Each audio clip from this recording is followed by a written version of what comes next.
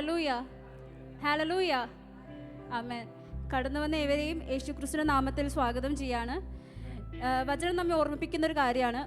സങ്കീർത്തനം 118:24 ഇങ്ങനെയാണ് പറയുന്നത്: ഇത് യഹോവ ഉണ്ടാക്കിയ ദിവസം, ഇന്ന് നാം സന്തോഷിച്ച് ആനന്ദിക്കുക. ഹല്ലേലൂയ. നമ്മളിവിടെ കർത്താവിൻ്റെ സന്നിധിയിൽ കൂട്ടിക്കൊണ്ടുവരാൻ ഇടയാക്കിയ കൃപയെ ഓർത്ത് കർത്താവിന് നന്ദി പറയാമോ? ഹല്ലേലൂയ. നമുക്കായിരിക്കുന്ന സ്ഥാനങ്ങളിൽ എഴുന്നേറ്റ് നിന്നുകൊണ്ട് ആ പിതാവാം ദൈവത്തെ നമുക്ക് ചേർന്ന് പാടി ആരാധിക്കാം, മഹത്വപ്പെടുത്താം. ഒരു വാക്ക് നമുക്ക് പ്രാർത്ഥിക്കാം. സ്തോത്രമപ്പ, സ്നേഹന്യമേ സ്വർഗ്ഗീയ പിതാവേ, അപ്പ സമയത്തിനായ കർത്താവെ ഞങ്ങൾ സ്തുതിക്കുന്നു, വാഴ്ത്തുന്നു കർത്താവെ. അപ്പോൾ ആ ഒരു പ്രഭാതം കൂടി കർത്താവെ ദാനമായി തന്നതിനെ ഓർത്ത് കർത്താവെ നന്ദി പറയുന്നു. ഈ ഞായറാഴ്ച ദിവസം കർത്താവെ അങ്ങ് പാടി ആരാധിക്കുവാൻ അപ്പം അങ്ങ് കൂട്ടി വരുത്തിയ കൃപയ്ക്കായ കർത്താവെ ഞങ്ങൾ നന്ദി പറയുന്നു യേശു. അപ്പം ഹല്ലേലൂയ കർത്താവെ. അപ്പം അങ്ങയുടെ സന്നിധിയിൽ, അപ്പം അങ്ങയുടെ തിരുസന്നിധിയിൽ ഞങ്ങൾ കടന്നു വരുവാൻ ഇടയാക്കിയ ആ വലിയ കൃപയോർത്ത് കർത്താവെ ഞങ്ങൾ നന്ദി പറയുന്നു യേശു. അപ്പം ഹല്ലേലൂയ കർത്താവെ. അങ്ങയുടെ സന്നിധിയിലായിരിക്കുമ്പോൾ അപ്പം അങ്ങയുടെ ആ ഒരു സാന്നിധ്യത്താൽ അപ്പം ഞങ്ങൾ ഓരോ മക്കളെ അപ്പം നിറയ്ക്കണം എന്ന് പ്രാർത്ഥിക്കുന്നു യേശു. അപ്പം കർത്താവെ കടന്നു വന്നവരെ എല്ലാവരെയും കർത്താവെ ഞങ്ങൾ ഏൽപ്പിച്ച് പ്രാർത്ഥിക്കുന്നു.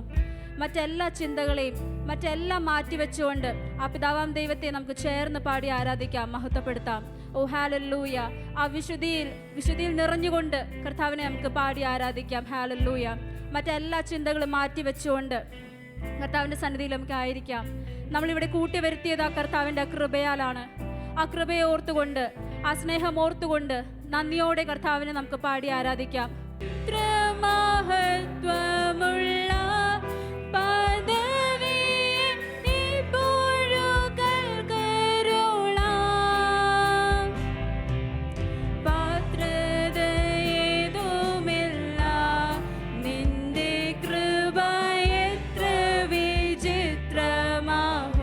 ദൈവത്തിന്റെ കൃപയോർത്തുകൊണ്ട് പാത്രത ഏതുമില്ല, നിന്റെ കൃപ എത്ര വിചിത്രമാഹു. മന്നരിൽ മന്നവൻ നീ, മന്നരിൽ മന്നവൻ നീ, മനുകുലത്തിനു രക്ഷാകരൻ നീ. മന്നരിൽ മന്നവൻ നീ, മനുകുലത്തിനു രക്ഷാകരൻ നീ. മിന്നും പ്രഭാവമുള്ളോൻ, പ്രഭാവമുള്ളോൻ, പിതാവിനു സന്നിപൻ നീയല്ലേ. ഒരിക്കൽ കൂടി ചേർന്ന് പാടാമോ? മിന്നും പ്രഭാവമുള്ളോൻ, പിതാവിനു സന്നിപൻ നീയല്ലയോ. നീ ഒഴികെ ഞങ്ങൾക്ക്, നീ ഒഴികെ ഞങ്ങൾക്ക് സുരലോകെ ആരുള്ളു ജീവനാഥ. എത്ര പേര് പറയും? നീ ഒഴികെ ഞങ്ങൾക്ക് സുരലോകെ ആരുള്ളു ജീവനാഥ. നീ ഒഴികെ ഇഹത്തിൽ, മറ്റാരുമില്ല ഗ്രഹിപ്പാൻ പരനേ. നമ്മുടെ ആശ്രയം നീ ഒഴികെ ഇഹത്തിൽ, മറ്റാരുമില്ല ഗ്രഹിപ്പാൻ പരനേ. ഒരിക്കൽ കൂടി നീ ഒഴികെ, നീ ഒഴികെ ഞങ്ങൾക്ക് സുരലോകെ ആരുള്ളു ജീവനാഥ. നീ ഒഴികെ ഞങ്ങൾക്ക് സുരലോകെ ആരുള്ളു ജീവനാഥ. നീ ഒഴികെ മറ്റാരുമില്ല ഗ്രഹിപ്പാൻ പരനേ. അതേപ്പാ, നീ ഒഴികെ ഇഹത്തിൽ, മറ്റാരുമില്ല ഗ്രഹിപ്പാൻ പരനേ. ആ ദൈവത്തിന് വന്ദനം കൊടുത്തുകൊണ്ട്, വന്ദനമേശുപരാ, നിനക്കെന്നും വന്ദനമേശുപരാ.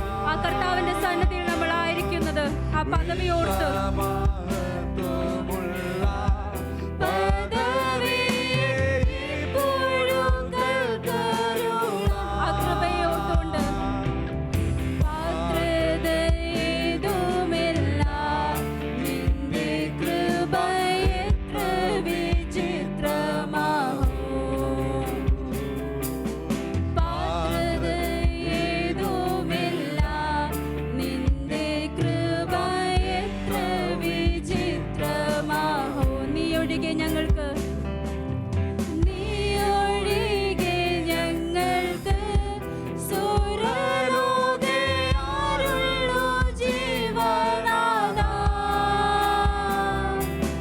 നീ ഒഴികെ ഞങ്ങൾക്ക് സുരലോകെ ആരുള്ളു ജീവനാഥാ. നീ ഒഴികെ ഇഹത്തിൽ, നീ ഒഴികെ ഇഹത്തിൽ മറ്റാരുമില്ല ആഗ്രഹിപ്പാൻ പരനേ. ഒരിക്കൽ കൂടി കർത്താവിനെ നന്ദി പറയാമോ? ഹല്ലേലൂയ, ആമേൻ. ഇന്ന് അനേകർ കടന്നു വന്നിട്ടുള്ളത് പല പ്രയാസത്തിലൂടെയോ പല ഭാരത്താലും ആയിരിക്കാം. എന്നാൽ വചനം നമ്മെ ഓർമ്മിപ്പിക്കുന്നത് ഇങ്ങനെയാണ്. സെഫന്യാവ് 3:16 ഇങ്ങനെയാണ് പറയുന്നത്, നിന്റെ ദൈവമായ യഹോവ രക്ഷിക്കുന്ന വീരനായി നിന്റെ മധ്യേ ഇരിക്കുന്നു. എത്ര പേര് വിശ്വസിക്കും? ഹല്ലേലൂയ. സന്തോഷത്തോടെ കടന്നു വന്നിട്ടുണ്ട് ഉണ്ടായിരിക്കാം. എന്നാൽ പല പ്രയാസത്തിലും പല ഭാരത്താലും അല്ലെങ്കിൽ പല വിഷമത്തിലൂടെ കടന്നു വന്നിട്ടുണ്ടാകാം. എന്നാൽ നമ്മോട് കൂടെ ഇരിക്കുന്ന ഒരു ദൈവം, ഹല്ലേലൂയ, അവൻ്റെ പേര് ഇമ്മാനുവൽ എന്നാണ്. ഹല്ലേലൂയ. നമുക്ക് ചേർന്ന് കരങ്ങളെല്ലാം അടിച്ചുകൊണ്ട് ആ കർത്താവിനെ നമുക്ക് പാടി ആരാധിക്കാം. ഇന്ന് കടന്നു വന്ന അനേകർ മനസ്സ് തളർന്നു വന്നിട്ടുണ്ടാകാം. എന്നാൽ നമ്മളെ ശക്തിയാക്കുന്ന ഒരു ദൈവം നമ്മോട് കൂടെയുണ്ട്. നമ്മളെ കരുതുന്ന ഒരു ദൈവം നമ്മോട് കൂടെയുണ്ട്. ആ ദൈവത്തെ നമുക്ക് ചേർന്ന് സന്തോഷത്തോടു കൂടി കരങ്ങളെല്ലാം അടിച്ചുകൊണ്ട് പാടി ആരാധിക്കാം, മഹത്വപ്പെടുത്താം. ഹല്ലേലൂയ. ആ പരിശുദ്ധനായ ദൈവത്തെ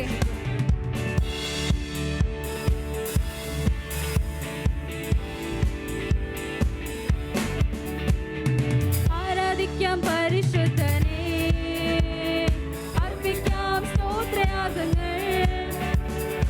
ആരാധിക്കാം പരിശുദ്ധനെ അർപ്പിക്കാം സ്തോത്രയാഗങ്ങൾ. സർവസ്തുതികൾക്കും യോഗ്യനായ യേശുവേ ആരാധിക്കാം. സർവസ്തുതികൾക്കും യോഗ്യനായ യേശുവേ ആരാധിക്കാം. ഹല്ലേലൂയ പാടിടാം, ഉയർത്തിടാം യേശുനാമം.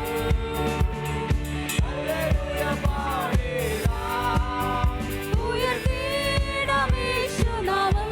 വല്ലഭനാം വല്ലഭനാം യേശുവേ ആരാധിച്ചാർത്തിടാം. വല്ലഭനാം യേശുവേ ആരാധിച്ചാർത്തിടാം. ആരാധിച്ചാർത്തിടുമ്പോൾ വാതിലുകൾ തുറക്കും. വിശ്വസിച്ച് പാടാമോ? ആരാധിച്ചാർത്തിടുമ്പോൾ വാതിലുകൾ തുറക്കും. എരിഹോ മതിൽ വീഴും, അത്ഭുതങ്ങൾ നടക്കും. എരിഹോ മതിൽ വീഴും, അത്ഭുതങ്ങൾ നടക്കും. ചേർന്ന് പാടാമോ? ഹല്ലേലൂയ പാടിടാം, ഉയർത്തിടാം യേശുനാമം. ഹല്ലേലൂയ പാടിടാം, ഉയർത്തിടാം യേശുനാമം. വല്ലഭനാം വല്ലഭനാം യേശുവേ ആരാധിച്ചാർത്തിടാം. ചേർന്ന് പാടാമോ? വല്ലഭനാം യേശുവേ ആരാധിച്ചാർ. മനസ്സ് തളർന്നിടുമ്പോൾ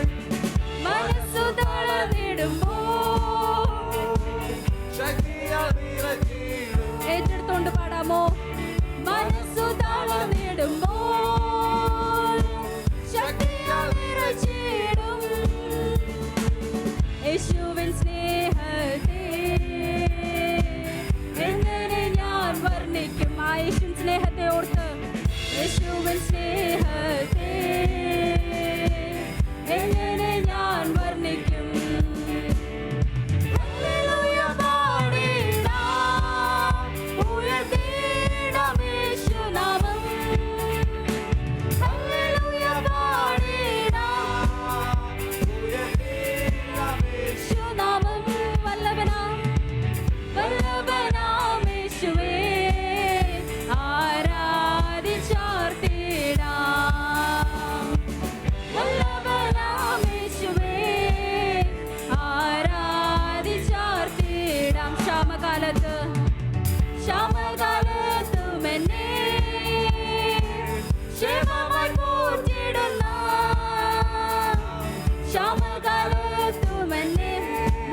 പോറ്റുന്നൊരു ദൈവം, ആ കരുതലിനായി ഓർത്തുകൊണ്ട് സ്തുതികൾ മുഴക്കിടാം. യേശുവിന്റെ ആ കരുതലിനോർത്ത്, യേശുവിൻ കരുതലിനായി സ്തുതികൾ മുഴക്കിടാം. അതെല്ലാം ഓർത്തുകൊണ്ട് ഹല്ലേലൂയ പാടിടാം, ഉയർത്തിടാം യേശുനാമം. ഹല്ലേലൂയ പാടിടാം, ഉയർത്തിടാം യേശുനാമം. വല്ലഭനാം യേശുവേ ആരാധിച്ചാർത്തിടാം. വല്ലഭനാം യേശുവേ ആരാധിച്ചാർത്തിടാം. മനസ്സ് തളർന്നിടുമ്പോൾ, മനസ്സു തളർന്നിടുമ്പോൾ ശക്തിയാൽ നിറച്ചിടും. വിശ്വാസത്തോടെ ഏറ്റെടുത്ത് പാടാമോ? മനസ്സു ശക്തിയാൽ നിറച്ചിടും ആ കർത്താവിന്റെ സ്നേഹത്തെ, എങ്ങനെ ഞാൻ വർണ്ണിക്കും? അതേപ്പാ, യേശുവിൻ സ്നേഹത്തെ എങ്ങനെ ഞാൻ വർണ്ണിക്കും? കരങ്ങളെല്ലാം ഉയർത്തിക്കൊണ്ട് ഹല്ലേലൂയ പാടിടാം, ഉയർത്തിടാം യേശുനാമം. ഹല്ലേലൂയ പാടിടാം, ഉയർത്തിടാം യേശുനാമം. വല്ലഭനാം യേശുവേ ആരാധിച്ചാർത്തിടാം. വല്ലഭനാം യേശുവേ ആരാധിച്ചാർത്തിടാം. ക്ഷാമകാലത്തുമെന്നെ ക്ഷേമമായി പോറ്റിടുന്ന, ക്ഷാമകാലത്തുമെന്നെ ക്ഷേമമായി പോറ്റിടുന്ന ആ യേശുവിൻ കരുതലിനെ ഓർത്തുകൊണ്ട്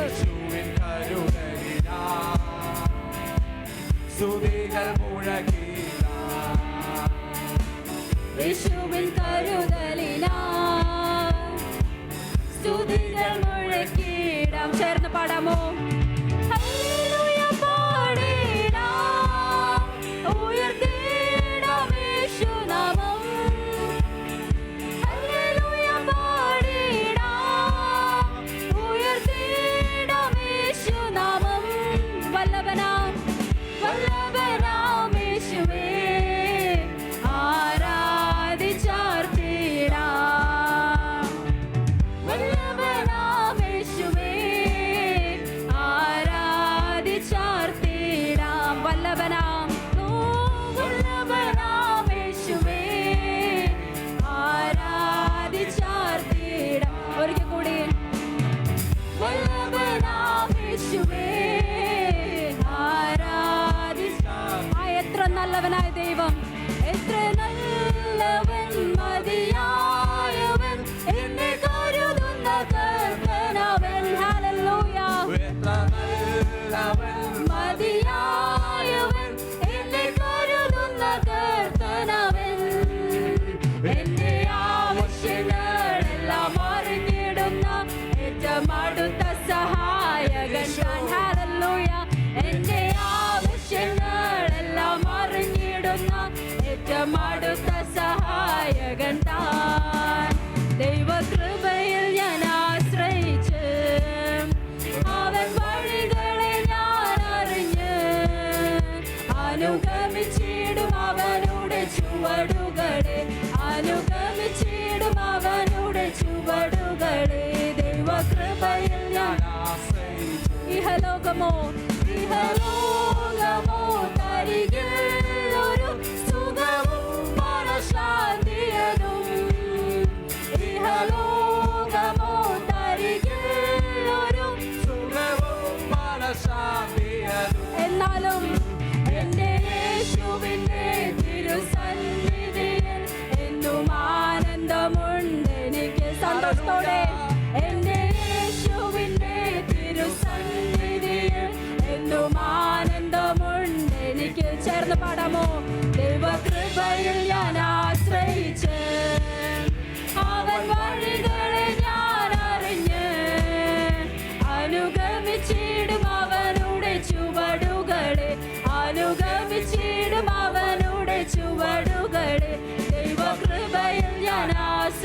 ആശ്രയിച്ച് മനോവേദന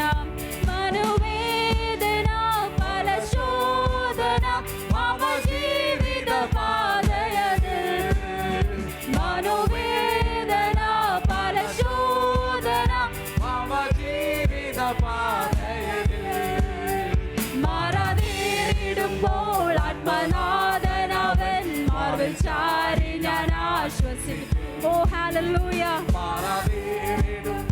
ആത്മനാഥനവൻ മാർവിൽ ചാരി ഞാൻ ആശ്വസിക്കും. സന്തോഷത്തോടെ പാടാമോ? ദൈവകൃപയിൽ ഞാൻ ആശ്രയിച്ച് അവൻ വഴികളിൽ ഞാൻ അറിഞ്ഞ് അനുഗമിച്ചിടും അവനുടെ ചുവടുകളെ അനുഗമിച്ചിടും അവനുടെ ചുവടുകളെ.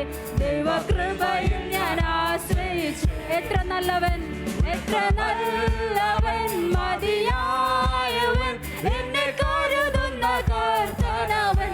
ഹല്ലേലൂയ. എത്ര നല്ലവൻ മതിയായവൻ എന്നെ കരുതുന്ന ദൈവം. എന്റെ ആവശ്യങ്ങളെല്ലാം അറിഞ്ഞിടുന്ന ഏറ്റവും അടുത്ത സഹായകൻ താൻ. എന്റെ ആവശ്യങ്ങളെല്ലാം അറിഞ്ഞിടുന്ന ഏറ്റവും അടുത്ത സഹായകൻ താൻ. ദൈവകൃപയിൽ ഞാൻ ആശ്രയിച്ച് അവൻ വഴികളെ ഞാൻ അറിഞ്ഞ് അനുഗമിച്ചിടും അവനുടെ ചുവടുകളെ അനുഗമിച്ചിടും അവനുടെ ചുവടുകളെ. ദൈവകൃപയിൽ ഞാൻ ആശ്രയിച്ച് എന്റെ ആയുസ്സിൽ ദിനമൊക്കെയും തന്റെ നാമമഹത്വത്തിനായി എന്റെ ആയുസ്സിൽ ദിനമൊക്കെയും തന്റെ നാമമഹത്വത്തിനായി ഒരു കൈത്തിരി പോൽ കത്തിയെരിഞ്ഞൊരിക്കൽ തിരുമാർവിൽ മറഞ്ഞിടും ഞാൻ. ഒരു കൈത്തിരി പോൽ കത്തിയെരിഞ്ഞൊരിക്കൽ തിരുമാർവിൽ മറഞ്ഞിടും ഞാൻ. ചേർന്ന് പാടാമോ? ദൈവകൃപയിൽ ഞാൻ ആശ്രയിച്ച് അവൻ വഴികളെ ഞാൻ അറിഞ്ഞ് അനുഗമിച്ചിടും അവനുടെ ചുവടുകളെ അനുഗമിച്ചിടും അവനുടെ ചുവടുകളെ. ദൈവകൃപയിൽ ഞാൻ ഇഹലോകമോ തരികിൽ ഒരു സുഖവും മനഃശാന്തിയതും. അതേപ്പാ ഇഹലോകമോ തരികിൽ ഒരു സുഖവും മനഃശാന്തിയതും. എങ്കിലും എന്റെ യേശുവിന്റെ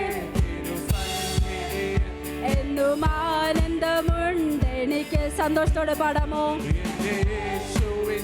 തിരുസന്നിധിയിൽ എന്നും ആനന്ദമുണ്ട് എനിക്ക്. ദൈവകൃപയിൽ ഞാൻ ആശ്രയിച്ച് അവൻ വഴികളെ ഞാൻ അറിഞ്ഞ് അനുഗമിച്ചിടും അവനുടെ ചുവടുകളെ അനുഗമിച്ചിടും അവനുടെ ചുവടുകളെ. ദൈവകൃപയിൽ ഞാൻ ആശ്രയിച്ച് യേശുമാറാത്തവൻ യേശുമാറാത്തവൻ യേശുമാറാത്തവൻ എത്ര നല്ലവൻ എത്ര നല്ലവനായ ദൈവം. യേശുമാറാത്തവൻ യേശുമാറാത്തവൻ യേശുമാറാത്തവൻ യേശുമാറാത്തവൻ എത്ര നല്ലവൻ ഇന്നുമെന്നും കൂടെയുള്ളവൻ. യേശുമാറാത്തവൻ യേശുമാറാത്തവൻ യേശുമാറാത്തവൻ യേശുമാറാത്തവൻ എത്ര നല്ലവൻ ഇന്നുമെന്നും കൂടെയുള്ളവൻ. യേശുമാറാത്തവൻ യേശുമാറാത്തവൻ യേശുമാറാത്തവൻ യേശുമാറാത്തവൻ എത്ര നല്ലവൻ ഇന്നുമെന്നും കൂടെയുള്ളവൻ. തൻ്റെ കരുണ എത്രയോ അതിവിശിഷ്ടം തൻ സ്നേഹമാശ്ചര്യമേ. തൻ്റെ കരുണ എത്രയോ അതിവിശിഷ്ടം തൻ സ്നേഹമാശ്ചര്യമേ. എന്നാകത്യങ്ങളുമെല്ലാം അകറ്റിയ തൻ്റെ സ്നേഹത്താൽ ആ സ്നേഹത്തെ ഓർത്ത് അകൃത്യങ്ങളുമെല്ലാം അകറ്റിയ തന്റെ സ്നേഹത്താൽ. ചേർന്ന് പാടാമോ? യേശു മാറാത്തവൻ, യേശു മാറാത്തവൻ, യേശു മാറാത്തവൻ, എത്ര നല്ലവൻ, ഇന്നും എന്നും കൂടെയുള്ളവൻ. യേശു മാറാത്തവൻ, യേശു മാറാത്തവൻ, യേശു മാറാത്തവൻ, കർത്താവിനെ ഒന്ന് സ്തുതിക്കാമോ? ഇന്നും എന്നും കൂടെയുള്ളവൻ. യേശു മാറാത്തവൻ, യേശു മാറാത്തവൻ, യേശു മാറാത്തവൻ, ആ മാറാത്തൊരു ദൈവം എത്ര നല്ലവൻ, ഇന്നും എന്നും കൂടെയുള്ളവൻ. യേശു മാറാത്തവൻ, യേശു മാറാത്തവൻ, യേശു മാറാത്തവൻ, യേശു മാറാത്തവൻ, എത്ര നല്ലവൻ, എത്ര നല്ലവനായൊരു ദൈവം. യേശു മാറാത്തവൻ, യേശു മാറാത്തവൻ, യേശു മാറാത്തവൻ. എത്ര പേര് വിശ്വസിച്ച് പാടും?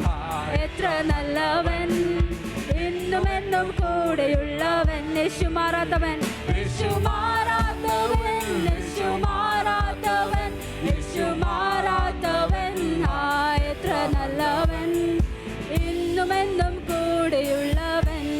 ഒരിക്കൽ കൂടി ചേർന്ന് യേശു മാറാത്തവൻ, യേശു മാറാത്തവൻ, യേശു മാറാത്തവൻ, എത്ര നല്ലവൻ, ഇന്നുമെന്നും കൂടെയുള്ളവൻ. സഭ ഒരിക്കൽ കൂടി ചേർന്ന് യേശു മാറാത്തവൻ, യേശു മാറാത്തവൻ, യേശു മാറാത്തവൻ, എത്ര നല്ലവൻ, ഇന്നുമെന്നും കൂടെയുള്ളവൻ. ഹല്ലേലൂയ. കർത്താവെ സ്തോത്രം ചെയ്യുന്നു അപ്പാ, സ്തുതിക്കുന്ന കർത്താവെ. അപ്പാ ഞങ്ങൾ പാടിയതുപോലെ കർത്താവെ മാറാത്തൊരു ദൈവം, എന്തെല്ലാം മാറിയാലും ആരെല്ലാം മാറിയാലും മാറാത്തൊരു ദൈവം നമ്മോട് കൂടെയുണ്ട്. ഹല്ലേലൂയ. നമ്മളെ കരുതുന്നൊരു ദൈവം. ഓ ഹല്ലേലൂയ. നമ്മളെ കണ്ണിൻ മണി പോലെ നമ്മളെ കാക്കുന്ന ഒരു ദൈവം. ഓ ഹല്ലേലൂയ. ആപത്തിൽ നിന്നെല്ലാം അങ്ങ് വിടുവിക്കുന്ന ഒരു ദൈവം. ഓ ഹല്ലേലൂയ. ആ കരുതലിനെ ഓർത്ത് കർത്താവിനെ നന്ദി പറയാമോ? ഹല്ലേലൂയ. കർത്താവെ ഞങ്ങൾ നന്ദി പറയുന്നു യേശുവപ്പ. ഹല്ലേലൂയ. സ്തോത്രം കർത്താവെ, സ്തുതിക്കുന്ന കർത്താവെ. മനസ്സ് തളരുമ്പോഴും ശക്തിയാൽ നിറയ്ക്കുന്നൊരു ദൈവം. ഓ ഹല്ലേലൂയ. പ്രയാസത്തിലൂടെ കടന്നു വന്നിട്ടുണ്ടെങ്കിൽ ഒന്ന് ഏറ്റെടുക്കാമോ? നമ്മളെ കരുതുന്നൊരു ദൈവം നമ്മോട് കൂടെയുണ്ട്. ഹല്ലേലൂയ. ഓ ഹല്ലേലൂയ. കർത്താവെ ഞങ്ങൾ സ്തുതിക്കുന്ന കർത്താവെ. Praise you Jesus. ഹല്ലേലൂയ. കർത്താവ് നമുക്ക് ഒരിക്കൽ കൂടി നമുക്ക് ചേർന്ന് പാടി ആരാധിക്കാം. ആരാധനയ്ക്ക് യോഗ്യനായവനെ ഹല്ലേലൂയ ഞങ്ങളിന്ന് ആരാധിക്കുന്നു. മഹത്വത്തിന് യോഗ്യനായവനെ ഞങ്ങളിന്ന് ആരാധിക്കുന്നു. ഹല്ലേലൂയ. ആ പരിശുദ്ധനായ ദൈവത്തെ നമ്മളിന്ന് ആരാധിക്കുന്നു. ഹല്ലേലൂയ. സർവ മഹത്വം, സർവ പുകഴ്ചയും സർവ ബഹുമാനം നിറഞ്ഞവനെയാണ് നമ്മളിന്ന് ആരാധിക്കുന്നത്. ഹല്ലേലൂയ. ഓ ഹല്ലേലൂയ. നമുക്ക് ചേർന്ന് നമുക്ക് പാടി ആരാധിക്കാം. ഒരിക്കൽ കൂടി കർത്താവിൻ്റെ നാമത്തെ നമുക്ക് ഉയർത്താം. ഹല്ലേലൂയ.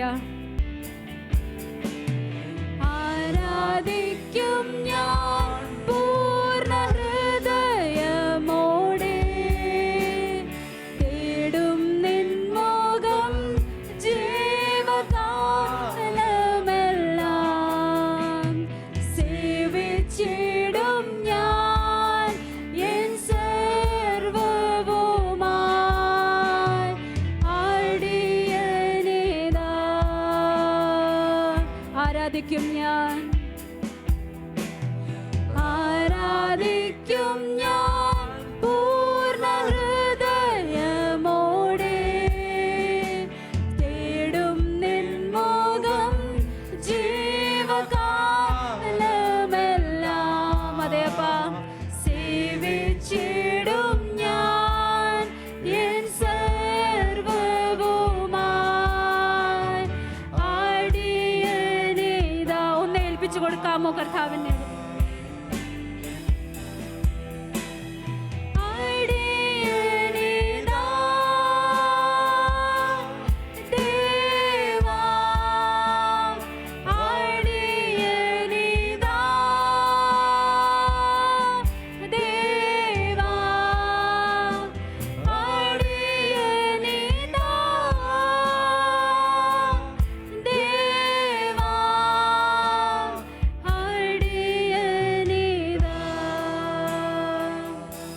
രക്ഷകനും. നീ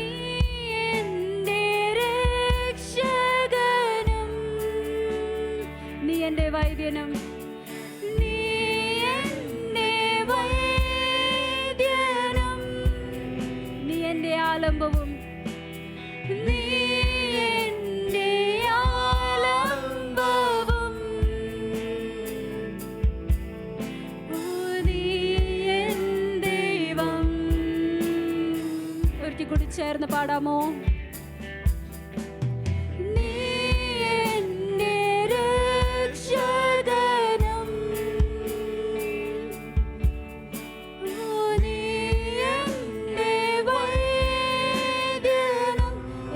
ആലംബവും,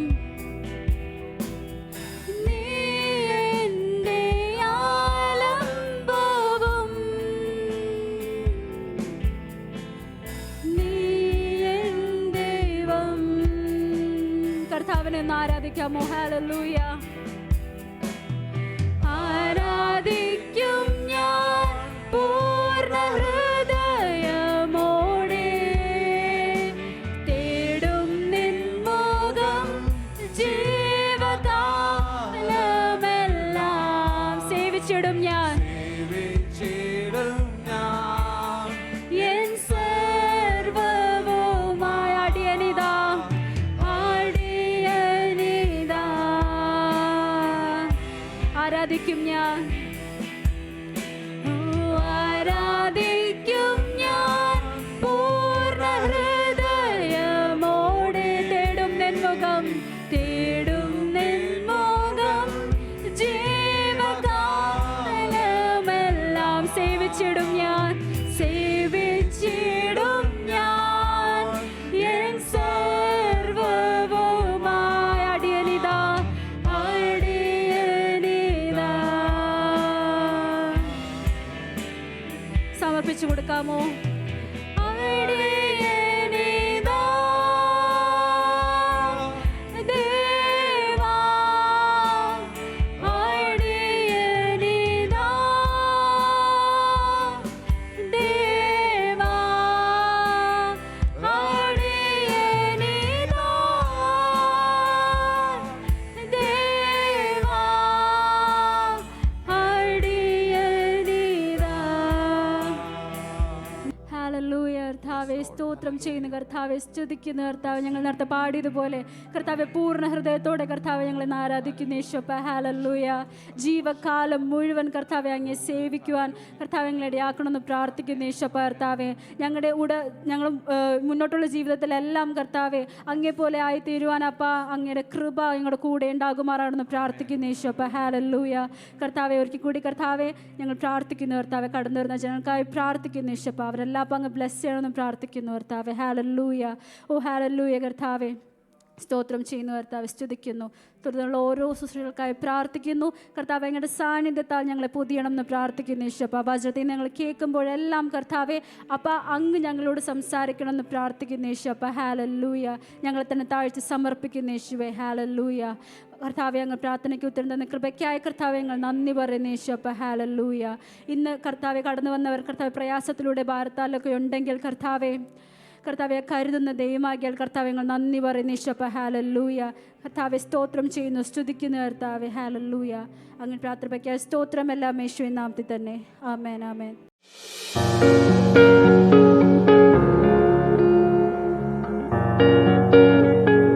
മഹത്വമുണ്ടാകട്ടെ. നമുക്ക് നമ്മുടെ മുമ്പിൽ കർത്തൃമേശയായിട്ടുണ്ട്.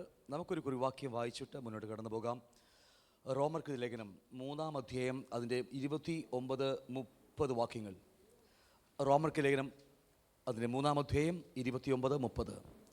അല്ല, ദൈവം യഹൂദന്മാരുടെ ദൈവം മാത്രമോ? ജാതികളുടെയും ദൈവമല്ലയോ? അതെ, ജാതികളുടെയും ദൈവമാകുന്നു. വാക്യം 30. ദൈവം ഏകനല്ലോ, അവൻ വിശ്വാസം മൂലം പരിച്ഛേദനക്കാരെയും വിശ്വാസത്താൽ അഗ്രചർമ്മികളെയും നീതീകരിക്കുന്നു. സുവിശേഷ പുസ്തകങ്ങൾ കഴിഞ്ഞ ശേഷം ആദ്യമായി ലേഖനങ്ങൾ അപ്പോസ്തലന്മാരുടെ ലേഖനം ആരംഭിക്കുമ്പോൾ അതിൽ സകല മാനവരാശികളും പാപികളാണെന്ന് തെളിയിച്ചുകൊണ്ട് അതിലിടയിൽ വന്ന ഒരു വാക്യമാണ്. യഹൂദന്മാരോട് അവരുടെ ചിന്തകൾക്കെതിരെ കർത്താവ് പറയുന്നൊരു വാക്യമാണ്. യഹൂദന്മാർ ചിന്തിച്ചിരുന്നതും അവർ വിശ്വസിച്ചിരുന്നതും ഞങ്ങളെ ഈ 262 രാജ്യങ്ങളുടെ മധ്യേ ഞങ്ങൾ നിർത്തുകയും, അല്ലെങ്കിൽ 22 അറബ് രാജ്യങ്ങളിടയിൽ ഞങ്ങൾ നിർത്തി, ഞങ്ങളാണ് യഥാർത്ഥത്തിൽ ദൈവത്തിൻ്റെ മക്കളെന്നും, അതുമാത്രമല്ല ഞങ്ങളുടെ പക്കലാണ് അവരുടെ പ്രമാണം ഏൽപ്പിച്ചിരിക്കുന്നത്, അവിടുത്തെ പൗരോഹിത്യം ഞങ്ങൾ ഏൽപ്പിച്ചിരിക്കുന്നു, ഞങ്ങൾ അവിടുത്തെ ഉത്സവങ്ങളും ആചാരങ്ങളും അനുഷ്ഠാനങ്ങളൊക്കെ ഞങ്ങൾ ഏൽപ്പിച്ചിരിക്കുന്നെന്ന് പറഞ്ഞ് അഹങ്കരിച്ചിരിക്കുമ്പോൾ ദൈവം അവരോട് പറഞ്ഞ, അല്ലെങ്കിൽ ദൈവത്തിൻ്റെ മനസ്സറിയാതെ പോയ അവരോട് പറഞ്ഞ ഒരു ചില വാക്കുകളാണ് ഞാനിപ്പോൾ വായിച്ച് കേൾപ്പിച്ചത്. അവരുടെ വിശ്വാസം ദൈവം ഏൽപ്പിച്ച പ്രമാണം ആചരിച്ചാൽ ഞങ്ങൾ സ്വർഗത്തിൽ പോകുമെന്നും ഞങ്ങളുടെ മാത്രമാണ് ദൈവം എന്ന് വിചാരിച്ചപ്പോൾ ദൈവം അവരോട് പറഞ്ഞ ചെറിയൊരു വാക്യം എന്നെ വല്ലാതെ സ്പർശിച്ചതുകൊണ്ടാണ് ഇന്ന് പകൽക്കാലം ജനം കൊണ്ട് സംസാരിക്കുന്നത്. അവിടെ പറയും, അല്ല, ദൈവം യഹൂദന്മാരുടെ ദൈവം മാത്രമോ? ഒരു ചോദ്യം ചോദിക്കുക, ജാതികളുടെയും ദൈവമല്ലയോ? അതെ എന്ന് പറയുക, അതെ, ജാതികളുടെയും ദൈവമാകുന്നു. നമ്മുടെ സാക്ഷാൽ ഏകനായ ദൈവം, താഴേക്ക് പഠിക്കുമ്പോൾ ദൈവം 30-ാം വാക്യം പറയുക, ദൈവം ഏകനല്ലയോ? ഏകനായ ദൈവം, അല്ലെങ്കിൽ ത്രിയേക പിതാപുത്ര പരിശുദ്ധാത്മാവായിരിക്കുന്ന ഏകനായ ദൈവം, ആ ദൈവം യഹൂദന്മാരുടെ മാത്രം ദൈവമല്ല, അവൻ സകല മാനവരാശിയെയും മൂക്കിൽ ശ്വാസമുള്ള അല്ലെങ്കിൽ മാനവരാശിയുടെ ഏത് മനുഷ്യനെയും ദൈവമാണെന്ന് വേദോസ്തം പഠിപ്പിക്കുന്നത്. അപ്പം അങ്ങനെ ഒരു ചോദ്യം വന്നപ്പോൾ, അങ്ങനെ ഒരു ഉത്തരം ഇവിടെ വന്നപ്പോൾ ഒരുപക്ഷെ ഒരു തെറ്റായ ചിന്താഗതി നമുക്ക് വരാനിടയുണ്ട്. കാരണം അങ്ങനെയെങ്കിൽ സകല മനുഷ്യരും ദൈവത്തിൻ്റെ മക്കൾ തന്നെയല്ലേ, അവരുടെയും ദൈവം നമ്മുടെ യഹോവ തന്നെയല്ലേ, നമ്മുടെ കർത്താവ് തന്നെയല്ലേ എന്ന് പറയുമ്പോൾ അവിടെയാണ് ഈ ദൈവത്തിൻ്റെ മനസ്സ് നമുക്ക് വെളിപ്പെടുത്തി തരുന്നത്. കാരണം വചനം പറയുക, ദൈവം ഏകനാണ്. ഒന്നാമത്തെ കാര്യം തിരിച്ചറിയുക, ദൈവം ഏകനാണ്. ഇന്ന് ലോകത്തിൽ വിശ്വസിക്കുന്ന അനേക മതസമൂഹങ്ങളുണ്ട്. അവരെല്ലാവരും ഏക ദൈവത്തിലല്ല വിശ്വസിക്കുന്നത്, അവർ ബഹുദൈവങ്ങൾ വിശ്വസിക്കുന്നവരാണ്. അതുമാത്രമല്ല, അവിടെ രക്ഷയ്ക്ക് വേണ്ടി ഈ സ്വർഗത്തിൽ ഏകനായിരിക്കുന്ന ദൈവം സകല മാനവരാശിയുടെയും അല്ലെങ്കിൽ സകല ജാതികളുടെയും യഹൂദന്മാരുടെ ദൈവമാകുന്നത് എങ്ങനെയാണെന്ന് അടുത്ത വാക്യത്തിലാണ് പറഞ്ഞു വെച്ചിരിക്കുന്നത്. എന്നിട്ട് പറയുക, ദൈവം ഏകനല്ലോ. എന്നിട്ട് അടുത്ത വാക്യം പറയുക, അവൻ വിശ്വാസം മൂലം, ഓക്കെ, പരിച്ഛേദനക്കാർ അല്ലെങ്കിൽ യഹൂദന്മാരെയും വിശ്വാസത്താൽ അഗ്രചർമ്മികൾ യവനന്മാരെയും ജാതികളെയും അവൻ നീതീകരിക്കുന്നു. ദൈവം എന്നിട്ട് അതിൻ്റെ 3:23 വാക്യം പറയുക, ഒരു വ്യത്യാസമില്ല, എല്ലാവരും പാപം ചെയ്ത് ദൈവ തേജസ് ഇല്ലാത്തവരായി മൃഗതുല്യരായി മാറിപ്പോയെന്ന വേദോസ്തം നമ്മെ പഠിപ്പിച്ചു വെച്ചിരിക്കുന്നത്. അപ്പോൾ ശിക്ഷയ്ക്ക് മാത്രം വിധിക്കപ്പെട്ട് നരകത്തിനു വേണ്ടി വെച്ചിരിക്കുന്ന ആളുകളെ പോലെ ജീവിച്ച മാനവരാശിയെ മുഴുവനെയും എങ്ങനെയാണ് അവരുടെയും ദൈവം ക്രിസ്തുവായി മാറുന്നത്, അവരുടെയും കർത്താവായി നമ്മുടെ യേശു ക്രിസ്തു മാറുന്നത് എങ്ങനെയാണെന്ന് അവിടെ പറയുന്നത്. എങ്ങനെയാ? വിശ്വാസം മൂലം. ഉൽപ്പത്തി പുസ്തകം മുതൽ ആ ഏകനായ ദൈവം സാക്ഷാൽ ഞാൻ മാത്രമാണെന്നും, ഞാൻ ഒരു ജാതികളുടെ യഹൂദന്മാരുടെ മാത്രം ദൈവമല്ല, സകല മാനവരാശിയും ദൈവമാണെന്ന് പറയുവാൻ അവിടുത്തെ അല്ലെങ്കിൽ ആ ദൈവത്തെ എങ്ങനെ സ്വീകരിക്കണമെന്നും അവിടെ പറഞ്ഞു വരികയാണ്. കാരണം വിശ്വാസം മൂലം, അല്ലെങ്കിൽ തിമോഥെയോസിന്റെ ലേഖനത്തിൽ പറഞ്ഞിരിക്കുന്നത് വിശ്വാസമെന്ന ദൈവവ്യവസ്ഥ. അപ്പോൾ ഈ വ്യവസ്ഥയിലൂടെ അല്ലാതെ ഈ ഏകനായ ദൈവത്തെ ഒരു മനുഷ്യൻ്റെയും ദൈവമാക്കി മാറ്റുവാൻ കഴിയില്ല. അതുകൊണ്ടാണ് സകല മതസ്ഥരും അനേക ദൈവങ്ങൾ ബഹുദൈവങ്ങളൊക്കെ വിശ്വസിക്കുന്നത്. ഇവിടെ കർത്താവ് എടുത്തു പറയുക, അവൻ വിശ്വാസം മൂലം എല്ലാ മനുഷ്യരെയും പരിച്ഛേദനക്കാരെയും അല്ലെങ്കിൽ യവനന്മാരെയൊക്കെ നമ്മളെയൊക്കെ ജാതികളെയൊക്കെ അവൻ വീണ്ടെടുക്കുക, നമ്മുടെയൊക്കെ ദൈവമായി മാറ്റപ്പെടുക എന്ന് പറഞ്ഞിരിക്കുക. വിശ്വാസം മൂലം. എന്താ വിശ്വസിക്കേണ്ടത്? അനേക വിശ്വാസികളും ഇന്ന് സഭക്കകത്തുണ്ട്. എന്താ വിശ്വസിക്കേണ്ടത്? അതുകൊണ്ട് തൊട്ട് മുകളിലേക്ക് നമ്മൾ വായിക്കുമ്പോൾ 24-ാം വാക്യം പറയുക, അവൻ്റെ കൃപയാൽ യേശുക്രിസ്തുവിലെ വീണ്ടെടുപ്പ് മൂലം സൗജന്യമായി നമ്മെ നീതീകരിക്കുന്നു. അപ്പോൾ നമ്മുടെ പാപി എന്ന ലേബൽ മാറ്റിയിട്ട് നമ്മൾ നീതിമാൻ എന്നാക്കുന്നത്, നോക്കിയേ, ഒരു മതത്തിൻ്റെ പക്കൽ ദൈവം ഏൽപ്പിച്ചിരിക്കുകയല്ല. ഈ ലോകത്ത് കാണുന്ന ഒരു മതസ്ഥരെയും അല്ലെങ്കിൽ മതത്തിന് എന്താ പറയുക രക്ഷയ്ക്ക് വേണ്ടി ഒന്നും ദൈവം ഏൽപ്പിച്ചിട്ടില്ല. കാരണം മനുഷ്യനെ നീതീകരിക്കുവാൻ ഒരൊറ്റ കാര്യം മാത്രമാണ് ദൈവം ഭൂമിയിലാക്കി വെച്ചിരിക്കുന്നത്, വിശ്വാസമാണ്. എന്താ വിശ്വസിക്കേണ്ടത്? അവൻ്റെ കൃപയാൽ യേശുക്രിസ്തുവിലെ വീണ്ടെടുപ്പ് പോലും സൗജന്യമായി നമ്മെ നീതീകരിക്കുന്നു. നമ്മുടെ പേര് പാപി എന്ന ലേബൽ മാറ്റിയിട്ട് നമ്മൾ വിശ്വസിക്കുമ്പോൾ, ക്രിസ്തുവിനെ വിശ്വസിക്കുമ്പോൾ, ഞാൻ പാപിയായിരുന്നു. അടുത്ത വാക്യം പറയുക, വിശ്വസിക്കുന്നവർക്ക് അവൻ്റെ രക്തം മൂലം പ്രായശ്ചിത്തമാകുവാൻ ദൈവവനെ പരസ്യമായി വിട്ടുത്തിരിക്കുക. ഈ ലോകത്തിൻ്റെ മധ്യേ 262 രാജ്യങ്ങളുടെ മധ്യേ ഭൂമിയുടെ നടുക്ക് ഒരു എന്താ പറയുക, ആ യെരൂശലേമിൽ ദൈവം യേശുവിനെ ക്രൂശിക്കുമ്പോൾ മാനവരാശിയുടെ നടുവിൽ അവന് വെച്ചിരിക്കുക. കാരണം ആര് യേശുവിനെ വിശ്വസിക്കുന്നുവോ, ഞാൻ പാപിയാണെന്നും എൻ്റെ പാപങ്ങൾക്ക് വേണ്ടി ഞാൻ മരിക്കേണ്ട സ്ഥാനത്ത്, നരകത്തിൽ പോകുന്ന സ്ഥാനത്ത് എനിക്ക് പകരമായി കർത്താവ് ശിക്ഷ അനുഭവിച്ചു, അവൻ എന്നെ വീണ്ടെടുത്തിരിക്കുന്നു എന്ന് ഒരുവൻ ഒരുവൻ വിശ്വസിക്കുമ്പോൾ മാത്രമാണ് അവൻ്റെ പാപി എന്ന ലേബിൾ മാറ്റിയിട്ട് സ്വർഗം അവന് നീതിമാൻ, ദൈവത്തിന് നീതിമാനെന്ന ലേബിൾ എഴുതി വെച്ചിരിക്കുന്നത്. അതുകൊണ്ട് ഒരു മതത്തിൻ്റെ പക്കലല്ല ഇത് ഏൽപ്പിച്ചിരിക്കുന്നത്, ഒരു വിശ്വാസം എന്ന പ്രമാണത്തിൽ മാത്രം അടങ്ങിയിരിക്കുക. എന്നിട്ട് പറയുക, വിശ്വസിക്കുന്നവർക്ക് അവൻ്റെ രക്തം, എന്താ രക്തം? രക്തം എന്ന് പറഞ്ഞാൽ ജീവൻ അടങ്ങിയിരിക്കുക, രക്തത്തിനകത്ത് ആ ജീവൻ ഇരിക്കുന്നത്. ലേവ്യ 17, ലേവ്യ 7 പുസ്തകത്തിൽ പറയുക, രക്തത്തിലല്ലോ ജീവൻ അടങ്ങിയിരിക്കുന്നത്. അവൻ്റെ ജീവൻ നമുക്ക് വേണ്ടി നൽകി, പാവമില്ലാത്ത അശുദ്ധിയില്ലാത്ത ആ രക്തം അല്ലെങ്കിൽ ജീവൻ നമുക്ക് വേണ്ടി നൽകി നമ്മെ അവൻ വീണ്ടെടുത്തിരിക്കുകയാണ്. എന്നിട്ട് പറയാം, ദൈവം അവനെ പരസ്യമായി നിർത്തിയിരിക്കുന്നു.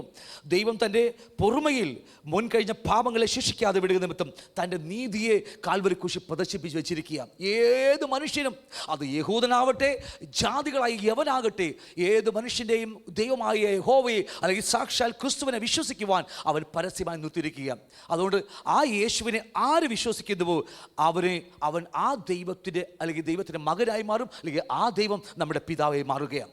ഇന്ന് സകല മാനവരാശിയുടെയും ഏത് മതസ്ഥരുടെയും എല്ലാവരുടെയും ദൈവം നമ്മുടെ കർത്താവ് മാത്രമാണ്, ഏക ദൈവം മാത്രമേ ഉള്ളൂ. ദൈവം ഏകനാണ്, പിതാപുത്രൻ പരിശുദ്ധാത്മാവായിരിക്കുന്ന ഏക ദൈവമാണ്. അതെന്തുകൊണ്ടാണ് അവൻ മൂന്നായി മാറി എന്നൊക്കെ വേദോസം വേറെ പഠിപ്പിക്കുന്നുണ്ട്. മാനവരാശിയുടെ രക്ഷയ്ക്ക് വേണ്ടി ദൈവം ഏകനായ ദൈവം മൂന്നായി മാറിപ്പോയതാ. എന്തുമാകട്ടെ, ഞാൻ ഈ പറഞ്ഞതിൻ്റെ വാക്കുകൾ അവസാനിപ്പിക്കുമ്പോൾ നേരത്തെ വായിച്ച കുറിവാക്യം ഇങ്ങനെയാണ്: അല്ല ദൈവം യഹൂദന്മാരുടെ ദൈവം മാത്രമോ, ജാതികളുടെയും ദൈവമല്ലയോ? അതെ, ദൈവം സകല മനുഷ്യൻ്റെയും ദൈവമാണ്. ഇവിടെ കാണുന്ന എല്ലാ മതസ്ഥരെയും എല്ലാ മനുഷ്യരുടെയും ദൈവം നമ്മുടെ കർത്താവ് തന്നെയാണ്. പക്ഷേ എങ്ങനെ ആ ദൈവത്തെ നമുക്ക് അനുഭവിക്കാൻ കഴിയും? അതൊറ്റ മാർഗമേ ഉള്ളൂ, വിശ്വാസമാർഗം. ഹല്ലേലൂയ. ആരേറ്റു പറയുന്നുവോ അവർക്ക് ആ സ്വർഗത്തിലെ ഏകനായ ദൈവത്തെ അനുഭവിക്കുവാൻ, അതുമാത്രമല്ല ഈ ആയുസ് കഴിഞ്ഞാൽ അനന്തകോടി വർഷങ്ങൾ ആ ദൈവത്തോടുകൂടി, ആ പിതാവിനോടുകൂടി നമുക്ക് നിത്യത പങ്കിടുവാനും അവനെ സ്നേഹിക്കുവാനും കഴിയുന്നൊരു മഹാ രക്ഷ നമുക്ക് വേണ്ടി ഒരുക്കി വെച്ചിരിക്കുക. അതുകൊണ്ട് പറയാം, ആകയാൽ ദൈവം ഏകനല്ലോ, അവൻ വിശ്വാസമൂലം പരിച്ഛേദനക്കാരെയും വിശ്വാസത്തിൽ അഗ്രചർമ്മിയെയും നീതീകരിക്കുന്നു. ആകയാൽ നാം വിശ്വാസത്താൽ ന്യായപ്രമാണത്തെ ദുർബലമാക്കുന്നുവോ? ഒരു നാളുമല്ല, ന്യായപ്രമാണത്തെ ഉറപ്പിക്കുക അത്ര ചെയ്തത്. ന്യായപ്രമാണം മുഴുവനും പഠിപ്പിക്കുന്ന മുഴുവനും വിശ്വാസ മാർഗമായി. പക്ഷേ അതിൽ നിന്ന് ചില യഹൂദന്മാർ അല്ലെങ്കിൽ പരിച്ഛേദനക്കാർ എന്ന് പറയുന്ന ചില കൂട്ടർ അവർ വിചാരിച്ചു, ഞങ്ങൾ ഇങ്ങനെ ചെയ്താൽ പ്രമാണം ആചരിച്ചാൽ, ഞങ്ങൾ യെരൂശലേമിൽ പോയാൽ, ആരാധന ചെയ്താൽ, അങ്ങനെ പ്രവൃത്തികൾ കൊണ്ട് രക്ഷ പ്രാപിക്കാൻ ശ്രമിച്ചത് കൊണ്ടാണ് യഥാർത്ഥമായ ദൈവത്തിൻ്റെ വചനം അവർക്ക് മറയായി പോയത്. ദൈവം യഹൂദന്മാരുടെ മാത്രമല്ല സകല മാനവരാശിയുടെയും ദൈവമാണ്. പക്ഷേ അനുഭവിക്കാൻ കഴിയുന്നത് യേശുവിനെ ദൈവം പിതാവ് പരസ്യമായി കർത്താവിനെ അവിടെ നിർത്തിയിരിക്കുക. ആര് വിശ്വസിക്കുന്നുവോ അവർക്ക് ഇന്ന് പകൽ ക്രിസ്തുവിനെ ഈ ഭൂമിയിൽ വെച്ച് അനുഭവിക്കാൻ കഴിയും. അവൻ്റെ പാപി എന്ന ലേബൽ മാറ്റിയിട്ട് ദൈവത്തിൻ്റെ നീതിമാൻ. അതുകൊണ്ട് ഒരു കോടതിയും ഒരു മനുഷ്യനും ഒരു പൈശാചികമായ കോടതിക്കും നമ്മെ ശിക്ഷിക്കുവാനോ നമ്മളെ കുറ്റപ്പെടുത്തുവാനോ പാപി എന്ന് വിളിക്കുവാനോ കഴിയത്തില്ല. നാം ദൈവത്തിൻ്റെ നീതിമാന്മാരായി തിരിക്കുക. അതുകൊണ്ട് നമ്മളെ കണ്ണടക്കെ പ്രാർത്ഥിക്കാം. ഇന്ന് പകൽക്കാലം നാം കേട്ടതുപോലെ നമ്മുടെ പാപി എന്ന ലേബൽ മാറി ദൈവത്തിൻ്റെ മാത്രം നീതിമാനാണ് ഈ ലോകത്ത് നിർത്തിയിരിക്കുവാൻ ദൈവം നമ്മെ വിളിച്ചിരിക്കുക. ദൈവം ചില വ്യക്തികളുടെ മാത്രം, ചില ജനതകളുടെ മാത്രം ദൈവമല്ല, അവൻ സകല മാനവരാശിയുടെയും ദൈവമാണ്. ദൈവം ഏകം മാത്രമാണ്. ആ ദൈവത്തെ അറിയുവാനും ഇടപെടുവാനും ഇന്ന് പകലും രക്ഷിക്കപ്പെട്ട നമുക്കൊരു വലിയൊരു നന്മ ലഭിച്ചു. അവൻ നമ്മുടെ പാപത്തിന് വേണ്ടി വന്ന് മരിച്ച് എൻ്റെ പകരക്കാരനായി അവൻ ക്രൂശിൽ മരിച്ചിരിക്കുന്നു. ഞാനിന്ന് ജീവിക്കുന്നതോ അവൻ്റെ പകരക്കാരനായി ഭൂമി ജീവിക്കുകയാണ്. അവിടത്തേക്ക് പറയാനുള്ളത് ലോകത്തോട് വിളിച്ചു പറയുവാൻ എന്നെ നിർത്തിയിരിക്കുന്നു. ഇന്ന് പകൽക്കാലം നമ്മുടെ ഹൃദയങ്ങളൊന്ന് പരിശോധിച്ചിട്ട് ആ ക്രൂശിലേക്ക് നോക്കി അങ്ങനെ വിശ്വസിക്കുന്നവരെ വേഗം ചേർപ്പാൻ വരാമെന്ന് പറഞ്ഞ കർത്താവ് ആ വലിയ പ്രത്യാശയിൽ നമ്മൾ ആയിരിക്കുന്നു. കാഹളം നുനിക്കുമ്പോൾ നമ്മൾ പ്രാക്കളെ പോലെ പറന്നു പോകുന്നുള്ള വലിയ പ്രത്യാശയാണ് നമ്മളിന്ന് ജീവിക്കുവാൻ കർത്താവിനെ ഭൂമിയിലാക്കി വെച്ചിരിക്കുന്നത്. ആ വലിയ പ്രേരണ ശക്തി ഇന്ന് പകൽക്കാലം നമ്മുടെ ഹൃദയം ഒന്ന് പരിശോധിച്ചിട്ട് ഇന്ന് നമ്മുടെ മുമ്പിൽ കർത്തുമേശയായിട്ടുണ്ട്. ഈ ലോകത്തിൽ നമ്മളെ വിളിച്ച് വേർതിരിച്ച് മാറ്റി അവിടുത്തെ ജനമായി അവിടുത്തെ സാക്ഷികളാണ് നിർത്തിയിരിക്കുന്നത്. എല്ലാ മനുഷ്യരെയും ക്രിസ്തു സ്നേഹിച്ചതുപോലെ സ്നേഹിക്കുവാനും ബഹുമാനിക്കുവാനും എല്ലാവരെയും കർത്താവ് എങ്ങനെ ജീവിച്ച് അവരുടെ മുമ്പിൽ അതുപോലെ ജീവിച്ച് തെളിയിക്കാൻ വേണ്ടിയാണ്. ഇന്ന് പകൽക്കാലം കേട്ട വചനങ്ങളെല്ലാം ഞങ്ങളുടെ ഹൃദയം സംഗ്രഹിച്ച് എവിടെയെങ്കിലും മാറിപ്പോയിട്ടുണ്ടെങ്കിൽ പിതാവേ ഞങ്ങൾ മടങ്ങി വരികയാണ്. ഞങ്ങൾ മേശത്ത് ഭക്ഷിക്കുമ്പോൾ ഞങ്ങളെല്ലാം ഒരപ്പൻ്റെ മക്കളാന്ന് ഞങ്ങളുടെ ഭിന്നതകളോ പിണക്കങ്ങളോ പരിഭവങ്ങളോ ഒന്നുമില്ലാതെ ആ വലിയ പ്രത്യാശയിൽ ഞങ്ങൾ ജീവിക്കുന്നു എന്നുള്ള വലിയൊരു ഏറ്റുപറച്ചിൽ കൂടിയാണ് ഇന്ന് പകൽക്കാലം ഈ കർത്തൃമേശ നമ്മൾ ഭക്ഷിക്കുമ്പോൾ. അത് മാത്രമല്ല ഞങ്ങളുടെ കർത്താവ് വേഗം വരുന്നു എന്നുള്ള വലിയൊരു ആ ഒരു ആഹ്വാനം കൂടിയാണെന്ന് പകൽക്കാലം നമ്മുടെ മുമ്പിലായിരിക്കുന്നത്. നമ്മുടെ കണ്ടെടുക്കാൻ പ്രാർത്ഥിക്കാം. പിതാവേ, ഞങ്ങൾ ഒരുമിച്ച് അവിടുത്തെ മുമ്പിലേക്ക് കടന്നു വരികയാണ്. ഞങ്ങൾക്ക് ഒരപ്പൻ്റെ മക്കളാണ്. ആ വലിയ പ്രത്യാശ ഞങ്ങൾ ജീവിക്കുന്നു. ഞങ്ങൾ ഓരോ ദിവസവും ജീവിക്കുന്നത് പോലും അടുത്ത വരവിന് വേണ്ടി കാത്തിരുന്നു കൊണ്ടാണ്. ഇന്ന് പകൽക്കാലം ആ വലിയ പ്രത്യാശ തന്നെ ഞങ്ങൾക്ക് ആ മേശയിൽ നിന്ന് ഭക്ഷിക്കുവാനും പാലം ചെയ്യുവാനും ഞങ്ങളെല്ലാ ഹൃദയങ്ങളെയും ശുദ്ധി ചെയ്ത് അവിടെ രക്തങ്ങൾ കഴുകി നിർമ്മലീകരിച്ചിട്ട് ഇന്ന് പകൽ നിർത്തിയിരിക്കുന്ന കൃപക്കായി ഞങ്ങൾ സ്തോത്രം ചെയ്യുന്നു, ഏൽപ്പിക്കുന്നു. യേശുവിന്റെ നാമത്തിൽ തന്നെ ആമേൻ, ആമേൻ. നമുക്ക് പ്രാർത്ഥന.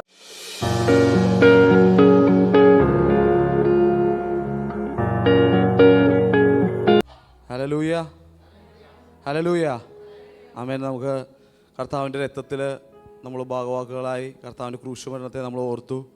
ഇനി നമുക്ക് അടുത്തതായി നമ്മൾ കർത്താവിന് വേണ്ടി കൊടുക്കുന്നതിൻ്റെ സമയമാണ്. അതിനുവേണ്ടി നമുക്ക് 2 വചനഭാഗങ്ങൾ ഞാൻ നിങ്ങളോട് ഷെയർ ചെയ്യാൻ ആഗ്രഹിക്കുകയാണ്. പുറപ്പാട് 35:20 വാക്യം. നമുക്കെല്ലാവർക്കും അറിയാവുന്ന ഒരു സിറ്റുവേഷനാണ് ഇത്. നമ്മൾ പറയുന്നത് പശ്ചാത്തലം എന്താണെന്ന് വെച്ചാൽ, ആ ദൈവം ആ മോശയോട്, ആ ഇസ്രായേൽ മക്കളോട് ആ ദൈവത്തിൻ്റെ തിരുനിവാസം പണിയുവാൻ വേണ്ടി പറയുന്ന കാര്യമാണ്. അതിൻ്റെ 20ാമത്തെ വാക്യം ഇപ്പോൾ പറയുകയാണ്: അപ്പോൾ ഇസ്രായേൽ മക്കളുടെ സർവ്വസഭയും മോശയുടെ മുമ്പിൽ നിന്ന് പുറപ്പെട്ടു. ഹൃദയത്തിൽ ഉത്സാഹവും മനസ്സിൽ താല്പര്യം തോന്നിയവൻ എല്ലാം സമാഗമന കൂടാരത്തിൻ്റെ പ്രവൃത്തിക്കും അതിൻ്റെ സകല ശുശ്രൂഷയ്ക്കും വിശുദ്ധ വസ്ത്രങ്ങൾക്കും വേണ്ടി യഹോവയ്ക്ക് വഴിപാട് കൊണ്ടുവന്നു. ഇതിൻ്റെ 21ാമത്തെ വാക്യം നമ്മളൊന്ന് ഓർത്തിരിക്കണം. ഹൃദയത്തിൽ ഉത്സാഹവും മനസ്സിൽ താല്പര്യവും തോന്നിയവൻ എല്ലാം. അതിൻ്റെ തന്നെ 35:4 പറയുന്നു: മോശ പിന്നെയും ഇസ്രായേൽ മക്കളുടെ സർവ്വസഭയോടും പറഞ്ഞത്, യഹോവ കൽപ്പിച്ചത് എന്തെന്നാൽ, യഹോവ പറഞ്ഞത് എന്തെന്നാൽ, നിങ്ങളുടെ ഇടയിൽ നിന്ന് യഹോവയ്ക്ക് ഒരു വഴിപാട് എടുപ്പിൻ. നല്ല മനസ്സുള്ളവനെയെല്ലാം യഹോവയ്ക്ക് വഴിപാട് കൊണ്ടുവരണം. ആമേൻ, ഹല്ലേലൂയ. അതിൻ്റെ അത് നമ്മളിപ്പോൾ കേട്ടതുപോലെ നല്ല മനസ്സുള്ളവനെല്ലാം. അതിന് 21 പറയുന്നു, ഹൃദയത്തിൽ ഉത്സാഹവും ഉള്ളവനെല്ലാം, മനസ്സിൽ താല്പര്യമുള്ളവൻ. നമ്മളത് പുതിയ നിയമത്തിലേക്ക് വരുമ്പോൾ നമ്മുടെ 2 കൊരിന്ത്യർ 9:7 പറയുന്നു. നമുക്കെല്ലാവരും എല്ലാ ആഴ്ചകളിലും വായിക്കുന്ന വാക്യമാണ്. 2 കൊരിന്ത്യർ 9:7. അതിൽ പ്രകാരം പറയുന്നു: അവനവൻ്റെ ഹൃദയത്തിൽ നിശ്ചയിച്ചതുപോലെ കൊടുക്കട്ടെ, സങ്കടത്തോടെ അരുത്, നിർബന്ധത്താലും അരുത്. സന്തോഷത്തോടെ കൊടുക്കുന്നവനെ ദൈവം സ്നേഹിക്കുന്നു. ആമേൻ. അപ്പോൾ നമ്മൾക്ക് പുറപ്പാടിലോട്ട് തന്നെ തിരിച്ചു വരാം. ഇതിൽ മോശയോട് ദൈവം കൽപ്പിക്കുന്ന സമയത്ത്, അപ്പോൾ ഞാനിത് വായിക്കുന്ന സമയത്ത് പലപ്പോഴും എനിക്ക് തോന്നിയിട്ടുണ്ട്, ദൈവം എല്ലാം മക്കളോട്, അല്ലെങ്കിൽ ഇസ്രായേൽ മക്കളോട്, അല്ലെങ്കിൽ ഒരു പ്രവാചകൻ മുഖാന്തിരം അരുൾ ചെയ്യുമ്പോൾ, എല്ലാം ചെയ്യണമെന്ന് പറയുമ്പോൾ ഞാൻ പലപ്പോഴും ആഗ്രഹിച്ചിട്ടുണ്ട്, അല്ലെങ്കിൽ ആലോചിച്ചിട്ടുണ്ട്, ദൈവം സർവശക്തനല്ലേ, ഇതെല്ലാം ചെയ്തിട്ട് അവരെ അങ്ങോട്ട് ആരാധിപ്പിക്കാൻ വേണ്ടി വിട്ടാൽ പോരെ? അല്ലെങ്കിൽ ഒരു സമാഗമന കൂടാരമാണെങ്കിലും നമ്മൾ ഈ പറഞ്ഞ പോലെ ഈ തിരുനിവാസം പണിയുമ്പോൾ എപ്രകാരം പണിയണമെന്നല്ല ഇതിൻ്റെ അകത്ത് 35 താഴെ വായിച്ചാൽ അറിയാം. എപ്രകാരം എങ്ങനെയെല്ലാം പണിയണമെന്നെല്ലാം ഇപ്പോൾ ഇതെല്ലാം ചെയ്തിട്ട് അല്ലെങ്കിൽ ഇത് മക്കളെ കൊണ്ടുവന്നാൽ പോരെ എന്ന് ചോദിക്കുമ്പോൾ, പക്ഷെ നമ്മുടെ പുതിയ നിയമത്തിലേക്കും നമ്മുടെ മറ്റു വാക്യങ്ങളെല്ലാം പറയുമ്പോൾ ഹൃദയത്തിൽ ഉത്സാഹം. ആമേൻ. നമ്മുടെ വിശ്വാസ ജീവിതത്തിൽ നമ്മൾ പലപ്പോഴും പറയുന്നുണ്ട്, ആ പ്രവൃത്തിയില്ലാത്ത വിശ്വാസ ജീവിതം ഹല്ലേലൂയ നിർജീവമാണെന്ന്. പലപ്പോഴും ദൈവം നമുക്കൊരു ഫ്രീ വിൽ തന്നിട്ടുണ്ട്. പലപ്പോഴും ദൈവം പറയുകയല്ലാണ്ട് നമുക്കത് പ്രവർത്തിക്കേണ്ട ഒരു ആവശ്യകതയുണ്ട്. ആമേൻ. ആ വചനത്തെ പ്രവർത്തിക്കേണ്ട ഒരു ആവശ്യകതയുണ്ട്. അപ്പോൾ ഇത് പറയുകയാണ്, നമ്മൾ ഈ ഓരോ വചനത്തിനും ദൈവത്തിന് കൊടുക്കേണ്ടത് ആ സന്തോഷത്തോടെ കൊടുക്കുവാൻ ദൈവം ആഗ്രഹിക്കുന്നു. ഈ 2 വചനങ്ങളെ നമുക്ക് കാണാൻ സാധിക്കും. ഹൃദയത്തിൽ നിന്ന് കൊടുക്കുക, സന്തോഷത്തോടെ കൊടുക്കുക. ദൈവം സന്തോഷ ഹൃദയത്തോട് കൊടുക്കുന്നവനെ സ്നേഹിക്കുന്നു എന്ന് പറയുന്നു. അപ്പോൾ നമ്മൾക്കറിയാം, നമ്മൾ മുമ്പ് ആഴ്ചകളിലെല്ലാം കേട്ടതുപോലെ ആ വിധവ കൊടുത്തതും ആ ഇല്ലായ്മയിൽ നിന്ന് കൊടുത്തതും ആബേലും കായിനും കൊടുത്തതും എല്ലാത്തിലും ആ ദൈവത്തിന് വേണ്ടി ആ സമർപ്പിക്കുമ്പോൾ, അല്ലെങ്കിൽ ദൈവത്തിൻ്റെ ആ പ്രവൃത്തിക്ക് വേണ്ടി കൊടുക്കുമ്പോൾ ആ ഒരു പ്രവൃത്തിയുണ്ട്. ദൈവം നോക്കുന്നത് നമ്മുടെ ഹൃദയത്തെയാണ്, അല്ലെങ്കിൽ ഉള്ളവൽ നിന്ന് കൊടുത്തു എന്നല്ല. അതാണ് ദൈവം പല ഉപമകളായി പറയുമ്പോൾ ആ ഇല്ലാത്ത വിധവയും ആ ഹൃദയത്തിൽ നിന്ന് അവളുടെ ആ ആവശ്യത്തിനുള്ളതും കൂടി ഉപജീവനത്തിന് മാർഗം കൂടി ദൈവത്തിന് ഇട്ടു എന്ന് പറയുന്നു. അപ്പോൾ ദൈവം ആഗ്രഹിക്കും നമ്മുടെ ഹൃദയത്തിൽ നിന്ന് സന്തോഷത്തോടെ എത്ര പേർക്ക് കൊടുക്കാൻ സാധിക്കും. നമ്മുടെ ഉള്ള ദൈവത്തിനില്ലാത്തത് കൊണ്ടല്ല നമ്മളെ ദൈവം കൊടുക്കാൻ പറയുന്നത്. ദൈവത്തിനറിയാം നല്ലോണം പണിയുവാനും സഭയുടെ ആവശ്യങ്ങൾ നിവർത്തിക്കുവാനും എല്ലാം ദൈവത്തിനറിയാം. ശുശ്രൂഷകർക്ക് കൊടുക്കുവാനും എല്ലാം ദൈവം വഴിയൊരുക്കും. നമുക്കറിയാം കാക്കയെ ഒരുക്കി ആഹാരം ഒരുക്കിയ ദൈവമാണ് നമുക്കുള്ളത്. ഹല്ലേലൂയ. എന്നാൽ ദൈവം ആഗ്രഹിക്കുന്നത് നമ്മുടെ ഹൃദയം. ദൈവം നമ്മളെ പഠിപ്പിക്കാൻ ആഗ്രഹിക്കുകയാണ്. എപ്രകാരമാണ് യേശു അല്ലെങ്കിൽ ദൈവം നമ്മളെ ആഗ്രഹിക്കുന്നത്? നമ്മുടെ ദൈവത്തിൻ്റെ മക്കൾ എപ്രകാരം ദൈവത്തോടെ ഇടപെടണം, അല്ലെങ്കിൽ എപ്രകാരം ദൈവത്തിന് വേണ്ടി കൊടുക്കണം, ദൈവസന്നിധിയിൽ നിൽക്കണമെന്ന്. അവിശ്വാസം മാത്രമായി പോരാ, ആ പ്രവൃത്തിയിൽ ദൈവത്തെ കാണിക്കുവാൻ വേണ്ടി ദൈവം ആഗ്രഹിക്കുന്നു. ആമേൻ.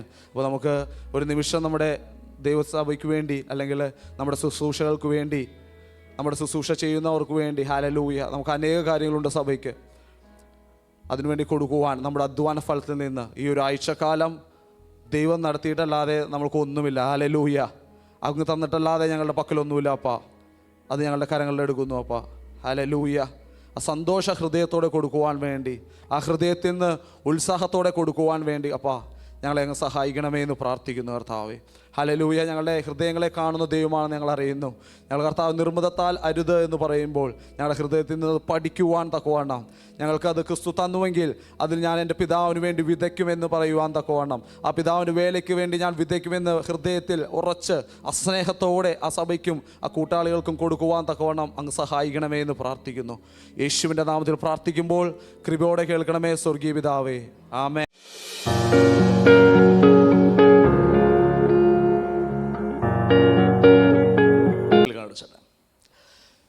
പിതാവ്, ഞങ്ങൾ ഒരുമിച്ച് വീണ്ടും അങ്ങയുടെ മുമ്പിലേക്ക് ഈ കടന്നു വരികയാണ്. ഈ ആഴ്ചവട്ടത്തിൽ 1-ാം ദിവസം അങ്ങയുടെ ഉയർപ്പിൻ്റെ ആഘോഷം ആഘോഷിക്കുവാൻ, ഞങ്ങൾ ഈ ഭൂമിയിലായിരിക്കുമ്പോൾ ഞങ്ങളുടെ കർത്താവ് ഉയർത്തെഴുന്നേറ്റ യേശുവിനെ ഉയർത്തി കാണിക്കുവാൻ, ഞങ്ങൾക്ക് ഒരുമിച്ച് അവൻ്റെ ആഘോഷം ആഘോഷിക്കുവാനൊക്കെ വിളിച്ച് കൃപക്കായി സ്തോത്രം ചെയ്യുന്നു. ഇതുവരെ കേട്ട എല്ലാ ശുശ്രൂഷയിലൊക്കെ അവിടുത്തെ നാമമഹത്വം എടുത്തിരുന്നു. വീണ്ടും അവിടുത്തെ മാറ്റമില്ലാത്ത വചനം ഞാൻ ഗ്രഹിച്ചറിഞ്ഞ് ഞങ്ങൾ ആ കേൾക്കുന്ന വചനത്തിനകത്തിരിക്കുന്ന ജീവനും ആത്മാവും പ്രാപിച്ചുകൊണ്ട് ഞങ്ങൾ ആ നിത്യത്തിൻ്റെ പർദീസിലേക്ക് യാത്ര തുടരുവാൻ, ഞങ്ങളുടെ അപ്പൻ്റെ ഭവനത്തിലേക്ക് കർത്താവെ കടന്നു പോകുവാൻ തക്ക വേണം ഇന്ന് കേൾക്കുന്ന വചനങ്ങൾ ഉതകട്ടെ, ഞങ്ങൾക്ക് ബലമായി തുരട്ടെ. കഷ്ടങ്ങളും ദുഃഖങ്ങളും ഞങ്ങളുടെ വഴിയാത്രയൊക്കെ ഞങ്ങൾക്കുണ്ട്. എന്നാലും ലോകത്തെ ജയിച്ചവൻ ഞങ്ങളുടെ കൂടെയുള്ള കൃപക്കായി ഞങ്ങൾ സ്തോത്രം ചെയ്യുന്നു. ഞങ്ങൾ തമ്മിൽ അനുഗ്രഹിക്കുന്നു. എല്ലാ ഹൃദയങ്ങളും ശാന്തമായി തീരുവാൻ അങ്ങയുടെ പരിശുദ്ധാത്മാവ് നിയന്ത്രണമേറ്റെടുക്കണം. എല്ലാ ഹൃദയത്തിൻ്റെയും ഇന്ന് കേൾക്കുന്ന വചനങ്ങൾ വീണ്ടും കർത്താവെ എല്ലാവരെയും കർത്താവെ ഉണർത്തുവാനും, അവരെ പ്രബോധിപ്പിക്കുവാനും ആശ്വസിപ്പിക്കുവാനും, അവരെ ആത്മാവിൽ വളർത്തിയെടുക്കുവാനും ചെയ്യുന്ന വലിയ കൃപക്കായി സ്തോത്രം ചെയ്യുന്നു. യേശുവിൻ്റെ വലിയ നാമത്തിനെ ആമേൻ. ആമേൻ. നമ്മൾ കഴിഞ്ഞ ആഴ്ച മുതൽ നമ്മളിങ്ങനെ പലപ്പോഴും നമ്മൾ കഴിഞ്ഞ പറഞ്ഞതാ, പലപ്പോഴും ആശ്വാസവാക്കൊക്കെ പറഞ്ഞ് നമ്മൾ പലപ്പോഴും പോകാറുണ്ടായിരുന്നു സൺഡേക്ക്. അതുകൊണ്ട് കഴിഞ്ഞ ആഴ്ച ഞാനിങ്ങനെ ഒരു ടോപ്പിക്ക് നമ്മൾ എടുത്തു തുടങ്ങിയത് അല്ലേ, നോഹയുടെ കാലഘട്ടം പോലെ എന്ന് പറയുന്നത്. കാരണം നമ്മൾ സത്യം അറിഞ്ഞില്ലെങ്കിൽ നമുക്ക് പലപ്പോഴും അന്ത്യത്തിലൊക്കെ അടുത്ത് കഴിയുമ്പോൾ സത്യം പറഞ്ഞിട്ട് കാര്യമില്ല. സത്യം അറിഞ്ഞിട്ട് വേണം നമുക്ക് മുന്നോട്ട് കടന്നു പോകാൻ അല്ലേ. അതുകൊണ്ട് കർത്താവ് മത്തായി പറഞ്ഞിരിക്കുന്നത്, എന്നെ കർത്താവ് എന്ന് വിളിക്കുന്നവരുമല്ല, എൻ്റെ പിതാവിൻ്റെ ഇഷ്ടം അറിഞ്ഞ് ചെയ്യുന്നവരാണ് യഥാർത്ഥമായ ദൈവരാജ്യം അവകാശമാക്കുന്നത്. അതുകൊണ്ടാണ് നമ്മൾ ആ വാക്യം കഴിഞ്ഞ ആഴ്ച പഠിച്ചു തുടങ്ങിയത്. ആരും എന്നോട് ദേഷ്യമൊന്നും പെടരുത്. കാരണം ഇത് നമുക്ക് അത്യാവശ്യമായ കാര്യമാണ്. നമുക്ക് ആശ്വാസവചനങ്ങളൊക്കെ നല്ലത് തന്നെയാണ്. പക്ഷെ അതല്ല നിത്യത്തിൽ ചെല്ലുവാനുള്ള നമ്മുടെ തേജസ് പ്രാപിക്കാൻ തക്കവണ്ണമുള്ള വചനങ്ങളാണ് നമ്മുടെ ഹൃദയത്തിലേക്ക് ആവശ്യമായിരിക്കുന്നത്. എന്നും നമുക്ക് ഈ ഞാൻ കഴിഞ്ഞ പറഞ്ഞതുപോലെ ഈ നമുക്ക് കുഞ്ഞ് ജനിച്ചാൽ 1-2 വർഷം നമുക്ക് വേണമെങ്കിൽ അമ്മയുടെ പാല് കൊടുക്കാൻ കഴിയും. 3 വർഷം 4 വർഷം 3 വയസ്സ് വരെയൊക്കെ അമ്മയുടെ പാല് കൊടുക്കാൻ പറ്റും. അമ്മമാർ കൊടുക്കുമായിരിക്കും, എനിക്കറിയില്ല. ഇപ്പം അങ്ങനെ കാണാറില്ലായിരുന്നു. എന്നാലും ഞാൻ പറയാം, ഒരു 5-6 വയസ്സായിട്ടും ആ കുഞ്ഞുങ്ങൾ വീണ്ടും അമ്മയുടെ പാല് ചോദിച്ചാൽ കൊടുക്കുമോ നിങ്ങൾ? എനിക്കറിയത്തില്ല അമ്മമാർ അവിടെ ഉണ്ടോയെന്ന്. അല്ലെങ്കിൽ തന്നെ ചിലരെ അമ്മമാർ കോഴിക്കുഞ്ഞിനെ അകറ്റിക്കളയുന്ന ആൾക്കാരാണ്. 10-16 വർഷമായിട്ടും ഈ കുഞ്ഞ് അമ്മയുടെ പാല് കുടിക്കാൻ വന്നാൽ നിങ്ങൾ അല്ലേ വല്ല ഹോസ്പിറ്റലിൽ കൂടെ കാണിക്കും, ഇവനന്ന് വേറെ അസുഖമെന്ന് പറയുമവനെ. അപ്പം അതുകൊണ്ട് നമ്മൾ എത്രയോ വർഷങ്ങളായി നമ്മൾ രക്ഷിക്കപ്പെട്ട ആൾക്കാരാണ്. നമുക്ക് കർത്താവിന് ഫലം കൊടുക്കേണ്ട ആൾക്കാരാണ് നമ്മളെല്ലാവരും. പക്ഷെ ഇന്ന് നമുക്ക് അത് കൊടുക്കാൻ കഴിയാതിരിക്കുന്നതിൻ്റെ മിസ്റ്റേക്ക് എവിടെയൊക്കെ നമ്മുടെ ജീവിതത്തിലുണ്ട്. കാരണം സത്യം അറിയുക എന്നുള്ളത് നമ്മുടെ ഏറ്റവും വലിയ കാര്യം. കാരണം അവൻ്റെ ഹിതം അറിയുക എന്നുള്ള ദൈവത്തെ നമ്മെക്കുറിച്ച് ആഗ്രഹിക്കുന്നത്. ഓക്കെ, നമ്മൾ പറഞ്ഞത് ഒരുപാട് കാര്യം പറഞ്ഞു വിട്ടതാണ്. ഞാനൊരു വാക്യം വായിച്ചിട്ട് തന്നെ മുന്നോട്ട് കടന്നു പോകുക. മത്തായി 24-ാം അധ്യായം 32-ാമത്തെ വാക്യം. അത്തി നോക്കി ഒരു ഉപമ പഠിപ്പിൻ, അതിന് കൊമ്പുള്ളതായി ഇൽ തളിർക്കുമ്പോൾ വേനൽ അടുത്തു എന്ന് നിങ്ങൾക്ക് അറിയുന്നുവല്ലോ. അങ്ങനെ നിങ്ങൾ ഇതൊക്കെയും കാണുമ്പോൾ അവൻ അടുക്കെ വാതിക്കൽ തന്നെ ആയിരിക്കുന്നു എന്ന് അറിഞ്ഞുകൊള്ളുവിൻ. ഇതൊക്കെയും സംഭവിക്കുവോളം ഈ തലമുറ ഒഴിഞ്ഞു പോകുകയില്ല എന്ന് ഞാൻ സത്യമായിട്ട് നിങ്ങളോട് പറയുന്നു. ആകാശവും ഭൂമി ഒഴിഞ്ഞു പോകും, എൻ്റെ വചനമോ ഒഴിഞ്ഞു പോകുകയില്ല. ആ നാളും നാഴികയും സംബന്ധിച്ചോ എൻ്റെ പിതാവ് മാത്രമല്ലാതെ ആരും സ്വർഗത്തിലെ ദൂതന്മാരും പുത്രനും കൂടെ അറിയുന്നില്ല. നമ്മൾ പഠിക്കാൻ പോകുന്ന വാക്ക് നോഹയുടെ കാലം പോലെ തന്നെ മനുഷ്യപുത്രൻ്റെ വരവും ആകും. ജലപ്രളയത്തിന് മുമ്പുള്ള കാലത്ത് നോഹയെ പട്ടണത്തിൽ കയറിയ നാൾ വരെ അവൻ തിന്നും കുടിച്ചും വിവാഹത്തിന് കഴിച്ചും വിവാഹത്തിന് കൊടുത്തും പോന്നു. ജലപ്രളയം വന്നു, എല്ലാവരെയും നീക്കിക്കളയുവോളം അവർ അറിഞ്ഞതുമില്ല. മനുഷ്യപുത്രൻ്റെ വരവും അങ്ങനെ തന്നെ ആയിത്തീരും. നമ്മൾ പഠിച്ചുകൊണ്ടിരിക്കുന്ന വിഷയം ഇതിനെക്കുറിച്ചാണ്. രണ്ട് മേജർ കാര്യങ്ങൾ നമ്മൾ ചിന്തിക്കുന്നത്. ഒന്ന്, നേരത്തെ പറഞ്ഞതുപോലെ നോഹയുടെ കാലഘട്ടം പോലെ തന്നെ മനുഷ്യപുത്രൻ്റെ കാലഘട്ടമായി തീരും. അങ്ങനെ തന്നെ എന്ന് പറഞ്ഞാൽ ഇത് ആകാശം ഭൂമി മാറിപ്പോയാലും മാറ്റമില്ലാത്ത ആ ദൈവത്തിൻ്റെ വാക്കുകളാണെങ്കിൽ അതൊരു ഒന്നിനൊരു കാര്യം അറിയണം. ആ കാലഘട്ടത്തിൽ അനേകം തിന്നും കുടിച്ചും വിവാഹത്തിന് കൊടുത്തും കഴിച്ചൊക്കെ പോകുന്ന കാലമാണ് അത്. അവർ ചെന്നപ്പോൾ ജലപ്രളയം വന്ന് ന്യായവിധി വന്ന് നീക്കുവോളം അവരാരും അറിഞ്ഞിട്ടില്ല. ഇത് തന്നെ ഈ തലമുറയിൽ സംഭവിച്ചുകൊണ്ടിരിക്കുന്നത്. ഇത് തന്നെ തലമുറയിൽ എന്താ സംഭവിക്കുന്നത് പോലും അറിയത്തില്ല. ഇന്ന് അത്ഭുതങ്ങളും അടയാളങ്ങളും മാത്രം കാണുവാൻ ജനം വരികയാണ്. ഈ ലോകത്തെ നന്മകൾ മാത്രം പ്രാപിക്കാൻ ജനം ഓടി നടക്കുകയാണ്. ഒരു സഭയെ കിട്ടില്ലെങ്കിൽ അടുത്ത സഭയിൽ പോകുന്നു, അല്ലേ? ഈ ലോകം അതിലേക്ക് മാത്രം ശ്രദ്ധ കൊണ്ടിരിക്കുക. പക്ഷേ ഈ വേദവസം പഠിപ്പിക്കുന്നത് ഇത് ആ കാലഘട്ടത്തിൽ ഉണ്ടായിരുന്നത് പോലെ തന്നെയാണ് ഈ കാലഘട്ടം. അതുകൊണ്ടാണ് നമ്മൾ ആഴമായി പഠിച്ചുകൊണ്ടിരിക്കുന്നത്. കാരണം രണ്ട് മിനിറ്റും കൂടി എടുത്തിട്ട് ഞാൻ അത് പറഞ്ഞിട്ട് വിടുകയാണ്. കാരണം നമ്മൾ ചിന്തിച്ച ചിന്താവിഷയം എങ്ങനെയാണ്? ഇതേ തലമുറയിൽ ആദമിന് 2 മക്കൾ ജനിച്ചു, ഹാബേലും കായീനും. ഹാബേൽ കായീനെ കൊന്നു, കായീൻ ഹാബേലെ കൊന്നു. ഹാബേലിന് പകരം ദൈവം ഒരു മനുഷ്യനെ കൊടുത്തു, ശേത്തിനെ കൊടുത്തു. ശേത്തിന് മകൻ ജനിച്ചു, ഏനോശ്. ആ ഏനോശിൻ്റെ കാലത്തിൽ യഹോവയുടെ നാമത്തിലുള്ള ആരാധന ആരംഭിച്ചു. എന്ന് 1, 2 അല്ലേ, 2-ാം തലമുറ കഴിഞ്ഞ് 3-ാം തലമുറ കഴിഞ്ഞ് ഏതാണ്ട് 7 തലമുറ കഴിഞ്ഞു. ലാമക്ക് കഴിഞ്ഞു, അല്ലേ? പിന്നെ ഹാനോക്ക്, ലാമക്ക്, പിന്നെ കിടക്കുന്നു നോഹ. നീണ്ട തലമുറകൾ ദൈവത്തെ സേവിക്കുന്ന ഒരു ജനമുണ്ടായിരുന്നു. അതുകൊണ്ടാണ് ശേത്തിന് ഒരു മോൻ ജനിച്ചു, ഏനോശിൻ്റെ കാലഘട്ടത്തിൽ ഒരു എന്താ പറയുക, യഹോവയിൽ ആരാധന ആരംഭിച്ചതാണ്. നമ്മുടെ ഭാഷയിൽ പറഞ്ഞ പെന്തക്കോസ് ആരാധന ആരംഭിച്ചതാണ്. എന്നാൽ നീണ്ട വർഷങ്ങൾ കഴിഞ്ഞപ്പോൾ ചരിത്രം പഠിപ്പിക്കുന്നത് 10 ലക്ഷം ജനങ്ങൾ അന്ന് അവിടെ ഉണ്ടായിരുന്നു. നോഹയുടെ കാലഘട്ടത്തിൽ ജലപ്രളയത്താൽ ഭൂമിയെ നശിപ്പിക്കുമ്പോൾ 10 ലക്ഷം ജനങ്ങൾ അന്ന് ഭൂമിയിൽ ഉണ്ടായിരുന്ന ചരിത്രം പഠിപ്പിക്കുന്നത്. അപ്പോൾ നോക്കി, ഈ 10 ലക്ഷത്തിൽ നല്ലൊരു ശതമാനം ആൾക്കാരും ഈ യഹോവയുടെ നാമത്തിലുള്ള ആരാധന കഴിച്ച ശേത്തിൻ്റെ മകൻ ഏനോശിൻ്റെ, ഞാൻ ആഴമായി പിന്നീട് എടുക്കും, അടുത്ത ആഴ്ചകൾ എടുക്കും അതിനെക്കുറിച്ച്, ഏനോശിൻ്റെ മക്കളായിരുന്നു. പക്ഷേ ജലപ്രളയം വന്ന് ന്യായവിധി വന്ന് ആ ഭൂമിയെ നശിപ്പിക്കുമ്പോൾ അരാരത്ത് പർവ്വതം, ഏതാണ്ട് ഏറ്റവും വലിയ ഭൂമിയിൽ ഏറ്റവും വലിയ പർവ്വതമായ അരാരത്തിൻ്റെ മുകളിൽ പോയി 20 അടിയോളം വെള്ളം പൊങ്ങി മനുഷ്യർ എല്ലാം നശിപ്പിച്ച് കളഞ്ഞപ്പോൾ അതിൽ 8 പേർ മാത്രമേ രക്ഷപ്രാപിച്ചുള്ളൂ.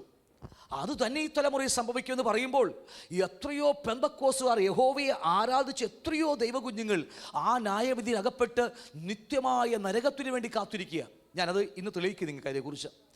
ഞാൻ പറഞ്ഞ് മനസ്സിലാവുന്നുണ്ടോ? 8 പേർ. ഒന്ന്, ഞാനത് അത് അല്പമായിട്ട് എടുക്കും. രണ്ടാമത്തെ വിഷയം, ഇത്രയും വലിയ പരിതാപകരമായ വിഗ്രഹാരാധനകളും മ്ലേച്ഛമായ ജീവിതങ്ങളും ദൈവഹിതം അറിയാതെ ജീവിച്ച തലമുറയുടെ നടുവിൽ നോക്കിയേ, ചില ദൈവകുഞ്ഞുങ്ങൾ, ചില ദൈവത്തിൻ്റെ മക്കൾ ദൈവത്തോടു കൂടി 300 വർഷം നടന്നു. ചിലരൊക്കെ 120 വർഷം കാണാത്തതിനെ കണ്ടു എന്നതുപോലെയൊക്കെ പ്രസംഗിച്ച് നടന്നു. ഇവർക്കെന്താ ഭ്രാന്താണോ?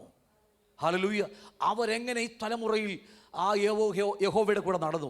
അത് നമ്മൾ രണ്ടും ചിന്തിക്കും. രണ്ടും കൂടി ചേർത്ത് വെച്ചാൽ നമ്മളിത് പഠിക്കാൻ പോകുന്നത്. ഇന്നല്ല, വരും ദിവസം നമ്മൾ ചിന്തിക്കാൻ പോകുന്നത്. ഞാൻ പറഞ്ഞ അർത്ഥം മനസ്സിലായോ? ഒന്ന്, ദൈവത്തെ ആരാധിച്ച് സേവിച്ച് ഓഫറിങ് അല്ലേ കൊടുത്ത് എല്ലാം ദശാംശവും കൊടുത്ത് ആരാധന കൂടി ആൾക്കാരാണ്. 8 പേരൊഴിച്ച് ബാക്കിയൊക്കെ നകർന്നു പോയി. അവരെവിടെയാണ് ഞാൻ ഇന്ന് തെളിയിച്ചത്. അതുകൊണ്ട് ഇത് പറഞ്ഞ് അവസാനിപ്പിക്കും. 2, ഈ തലമുറയിലും അതുപോലെ തലമുറയിലും ചില ഭക്തന്മാരായവർ ദൈവത്തോട് കൂടെ നടന്ന് പ്രസാദിപ്പിച്ച് ദൈവം എടുത്തുകൊണ്ട് പോയി. അപ്പോൾ 2 കൂട്ടരും ഇവിടെ തന്നെയുണ്ട്, അല്ലേ? അത് തന്നെയാണ് ഈ തലമുറയിൽ സംഭവിക്കുമെങ്കിൽ നമ്മളിത് പഠിക്കേണ്ട സഹോദരങ്ങളെ. ലേഖനങ്ങളിലും സുവിശേഷങ്ങളിലും നിറഞ്ഞു നിൽക്കുന്നൊരു വാക്യമാണ് ഈ പറഞ്ഞ വാക്യങ്ങൾ. അവസാന ലേഖന പുസ്തകമായ യൂദായുടെ ലേഖനത്തിലും പത്രോസ് ലേഖനത്തിലും യോഹന്നാൻ ലേഖനത്തിലൊക്കെ തെസ്സലോനിക്ക ലേഖനത്തിലൊക്കെ ആഴമായി പഠിപ്പിക്കുന്ന ഒരു വിഷയമാണ് നമ്മൾ ചിന്തിച്ചു കൊണ്ടിരിക്കുന്നത്. കർത്താവ് ചുമ്മാ പറഞ്ഞതല്ല അത്. ഈ തലമുറ അതുപോലത്തെ തലമുറയാണ് നമുക്കത്.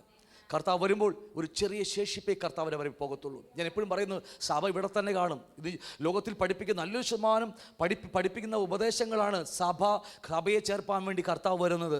അങ്ങനെ ഒന്നും ബൈബിളിലില്ല. ഹല്ലേലൂയ. സഭയെ ചേർപ്പാൻ അല്ലേ യേശു വരുന്നത്. സഭ വിളിക്കപ്പെട്ടവരുടെ കൂട്ടം മാത്രമാണ്. അതിൽ ജഡികനുണ്ട്, ആത്മീയനുണ്ട്, പ്രാകൃതന്മാർ പോലും അതിനകത്തുണ്ട്. പക്ഷേ സഭ ചേർപ്പാൻ വരുന്നത് ജയാളികളെ, മണവാട്ടിയെ, കാന്തയെ അവർ പറ്റിയിരിക്കുന്നവളെ ചേർപ്പാൻ വേണ്ടിയ കർത്താവ് വേഗത്തിൽ വരുന്നത്. അതുകൊണ്ടാണ് മിസ്രൈമിൽ നിന്ന് വിടുവിച്ചവരെ ചരിത്രം പഠിപ്പിക്കുമ്പോഴും നോഹയുടെ ചരിത്രം പഠിപ്പിക്കുമ്പോഴൊക്കെ ദൈവത്തിൽ നമ്മയോട് അറിയിക്കാനുള്ള ദൂത് ഒന്ന് മാത്രമേ ഉള്ളൂ: അവരോട് പറ്റിയിരിക്കുക, അവൻ്റെ പ്രത്യക്ഷത വേണ്ടി പ്രിയം വെച്ചിരിക്കുക. അതുകൊണ്ട് ഈ രണ്ട് വാക്കുകൾ നിങ്ങളുടെ ഹൃദയത്തിൽ നിന്നുകൊണ്ട് വേണം നമുക്കിത് ചിന്തിക്കുവാനായിട്ട്. ഹല്ലേലൂയ. അതുകൊണ്ട് ഏനോശിൻ്റെ കാലഘട്ടത്തിൽ യഹോവയുടെ നാമത്തിൽ ആരാധന തുടങ്ങിയതാ. പക്ഷേ ഒരിക്കലും അത് നമുക്കറിയാം, അതിൽ എത്രയോ ദൈവകുഞ്ഞുങ്ങൾ നരകത്തിലേക്ക് പോയി. നമുക്ക് കണ്ടതാണ്. ഈ വാക്യങ്ങൾ പഠിച്ചപ്പോൾ ഉൽപ്പത്തി പുസ്തകത്തിൽ ദൈവം മനുഷ്യനെ സൃഷ്ടിച്ചു, പാപത്തിൽ വീണുപോയി.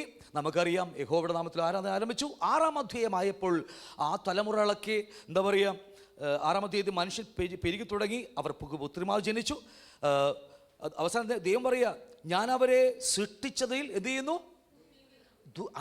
ദുഃഖിക്കുന്നു, അനുതപിക്കുന്നു. വേണ്ടായിരുന്നു എന്നാ അതിനർത്ഥം അല്ലേ? വേറെ വേണ്ടായിരുന്നു എന്ന് പറയുക. കർത്താവിനെ പറയുക, ഞാൻ മനുഷ്യരെ സൃഷ്ടിച്ചത് വേണ്ടായിരുന്നു എന്ന് പറയുക. അത്രമായ മ്ലേച്ഛതയിൽ പെട്ടുപോയി. കഴിഞ്ഞ ആഴ്ച നമ്മൾ ചിന്തിച്ചതാണ് 6-ാം അധ്യായത്തിൽ മനുഷ്യൻ ഭൂമി പെരുകി തുടങ്ങി. അവർക്ക് പുത്രിമാർ ജനിച്ചപ്പോൾ ദൈവത്തിൻ്റെ പുത്രന്മാർ മനുഷ്യരുടെ പുത്രിമാരെ സൗന്ദര്യമുള്ളവരെന്ന് കണ്ടിട്ട് തങ്ങൾക്ക് ബോധിച്ച പ്രകാരം ഭാര്യമാരെ എടുത്തു. നമ്മൾ കണ്ടതാ അത് ഈ തലമുറയിൽ സംഭവിച്ചുകൊണ്ടിരിക്കുക. പുറത്തല്ല, ജാതികളിലല്ല, ദൈവസഭക്കകത്ത്. കാരണം അവർക്ക് ബോധിച്ച പോലെ പെണ്ണുങ്ങളെ കണ്ടെത്തുകയാണ്.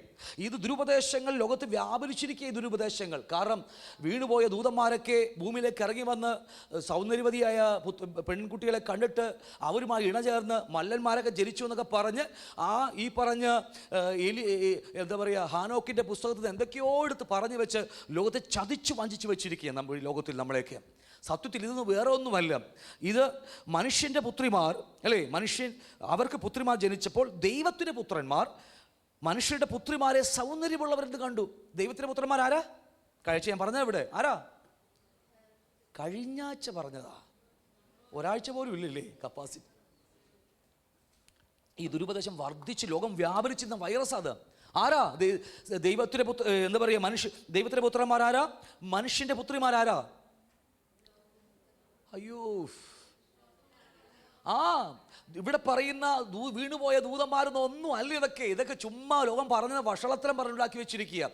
മറ്റൊന്നുമല്ല സഹോദരങ്ങളെ. ഇത് ദൈവത്തിൻ്റെ പുത്രന്മാർ ഹാബേൽ, ശേത്ത്, ഏനോശ്, ഹാനോക്ക്, ലാമക്ക്, ഹാനോക്ക് അല്ലേ, മെഥൂശലേം, ഇങ്ങനെ കിടക്കുക. ഇന്ന് നമ്മൾ ഹല്ലേലൂയ ദൈവത്തെ അനുസരിച്ച് ജീവിക്കുന്നവർ, ദൈവത്തിൻ്റെ മക്കൾ അല്ലേ, ദൈവത്തിൻ്റെ പുത്രന്മാർ. അവരെന്തെന്നറിയാമോ? മനുഷ്യൻ്റെ പുത്രിമാരെ. ദൈവത്തെ അറിയാത്ത കായീൻ്റെ പരമ്പരയിൽ പോകുന്നവർ, ദൈവത്തെ അറിയാത്തവർ അവരുടെ പുത്രിമാരെ കണ്ടിട്ട് ഇത് ഞങ്ങൾക്ക് അങ്ങോട്ട് ബോധിച്ചു. കഴിഞ്ഞ ദിവസം അമ്മ പറഞ്ഞതാ. എന്നാണെന്നറിയാമോ? നമ്മുടെ ശിംശോൻ പറഞ്ഞു, ന്യായാധിപന്മാരുടെ പുസ്തകം 13-ാം അധ്യായം 14-ാം അധ്യായം 3-ാം വാക്യത്തിൽ പറഞ്ഞു, ശിംശോൻ തൻ്റെ അപ്പനോട് അവളെ എനിക്ക് എടുക്കണം, അവളെ എനിക്ക് എന്ത് ചെയ്തു? ബോധിച്ചിരിക്കുന്നു. ഇതായി തലമുറയിൽ സംഭവിച്ചുകൊണ്ടിരിക്കുന്നത്. ഈ നമ്മളുടെ ഇടയിൽ പെന്തക്കോസ് കുളത്തിലേക്ക് സംഭവിച്ചുകൊണ്ടിരിക്കുന്ന കാര്യമാണ്. നമുക്ക് ബോധിച്ചതുപോലെ എടുത്തിരിക്കുക. അതുകൊണ്ട് കർത്താവ് നമുക്ക് ഒരു വാണിംഗ് നൽകുന്നത് നോഹയുടെ കാലഘട്ടം പോലെ ആയിത്തീരുമെന്ന്. ഇന്ന് ദൈവത്തിൻ്റെ പുത്രന്മാരുണ്ടല്ലോ, നമ്മൾ ദൈവത്തെ അറിയുന്നവർ. ലോകത്തിൽ ദൈവത്തെ അറിയാത്തവരെ കണ്ട് എന്നിട്ട് പറയും, നമ്മൾ പറയും അവരെയും കൂടി കർത്താവിലേക്ക് കൊണ്ടുവരാൻ നോക്കട്ടെ എന്നൊക്കെ പറഞ്ഞ് ചെറിയ അല്ലേ കേട്ടിട്ടുണ്ടോ നിങ്ങൾ? കുഞ്ഞോന പപ്പയോടും അമ്മയോടൊക്കെ പറയും, ഞങ്ങൾ ഇന്ന് കല്യാണം കഴിച്ചിട്ട് അല്ലേ അവളെ ഞാൻ എങ്ങനെയും ക്രിസ്തുവിൽ കൊണ്ടുവരാം. നടക്കത്തില്ല, അവളുള്ളത് പോയെന്ന് വിചാരിച്ചാൽ മതി. പണ്ട് കാർന്നുമാരൊക്കെ പറയുന്നത് പടിയടച്ച് പിണ്ണം വെച്ചെന്ന് വിചാരിച്ചാൽ മതി എന്ന് പറഞ്ഞ പോലെ അങ്ങനെയൊക്കെയാണ്. അത്രയ്ക്കേ ഉള്ളൂ. ഇതൊക്കെ ഈ തലമുറയിൽ സംഭവിക്കേണ്ടതാണ്. ഹല്ലേലൂയ. അതുകൊണ്ടാണ് ഇതൊക്കെ അറിയണമെങ്കിൽ ഈ ഭൂതങ്ങൾക്ക്, ഈ ലൂക്കോസ് 24-ാം അധ്യായം 39-39 വാക്യം പറയുക, ഭൂതങ്ങൾക്ക് അസ്ഥിയും മാംസവും ഇല്ലല്ലോ. കാരണം അറിയാമോ? ഇന്ന് വീണുപോയ ദൂതന്മാരാണ് ഭൂമിയിൽ ഇറങ്ങി വന്ന് സൗന്ദര്യമുള്ള സ്ത്രീകളുമായി ഇണചേർന്ന് മല്ലന്മാരായവരുണ്ടാക്കി, മലാഖ്യ മല്ലന്മാരുണ്ടായെന്നൊക്കെ ചരിത്രം പഠിപ്പിക്കുമ്പോൾ ബൈബിൾ തന്നെ പഠിപ്പിക്കുക നമുക്ക്. കാരണം അറിയാമോ? ഭൂതങ്ങൾക്ക് എന്തില്ല? സ്പിരിറ്റ് ബീയിങ്ങിന് എന്തില്ല? ആ ബ്ലഡിലാണ് ബീജം ഇരിക്കുന്നത്. ബ്ലഡ് ഉണ്ടെങ്കിലേ ബീജം ഉണ്ടാകത്തുള്ളൂ. ഇത് ഇല്ലാത്തവർ എങ്ങനെയാ മനുഷ്യ സൃഷ്ടിക്കും, അല്ലേ? കുഞ്ഞുങ്ങൾ ഉണ്ടാക്കും. അതുകൊണ്ട് ലൂക്കോസ് 24 അധ്യായത്തിൽ കർത്താവിനെ എഴുതി വെച്ചിരിക്കുന്നത് മത്തായി 22:30 പറയുക, എന്നാൽ പുനരുദ്ധാനത്തിൽ അവർ ഏഴുവരിൽ ആർക്ക് ഭാര്യയാകുമെന്ന് ചോദിക്കുമ്പോൾ, ഞാൻ ആ വാക്കി ഓടിച്ചു വിടുകയാണേ സമയമില്ലാത്തതുകൊണ്ട്, പുനരുദ്ധാനത്തിൽ അവർ വിവാഹം കഴിക്കില്ല, വിവാഹത്തിന് കൊടുക്കപ്പെടുന്നതുമില്ല, സ്വർഗീയ ദൂതന്മാരെ പോലെ അവർ ആയി മാറുമെന്ന വേദോസം പഠിപ്പിക്കുന്നല്ലേ. അപ്പോൾ ഇവിടം വിട്ട് കഴിഞ്ഞാൽ, ഈ ജഡത്തിൽ നിന്ന് വിട്ട് കഴിഞ്ഞാൽ പിന്നെ എല്ലാം സ്വർഗീയ ദൂതന്മാരെ പോലെ സ്പിരിച്വൽ ബീയിങ്. ദൂതന്മാരാകുമെന്നല്ല പറഞ്ഞു വരുന്നത്, നമ്മളെല്ലാം ആത്മജീവികളാ എന്ന് പറഞ്ഞാൽ നമ്മുടെ ദൈവം ആരാ? ആത്മാവാകുന്നു. ആത്മാവ്. അതുകൊണ്ട് നമ്മുടെ അകത്ത് ഒരു വീണ്ടും ജനിച്ചപ്പോൾ നമുക്കൊരു ആത്മാവിനെ വീണ്ടും ജനിപ്പിച്ചത് ദൈവം നമുക്ക് നൽകിയത്.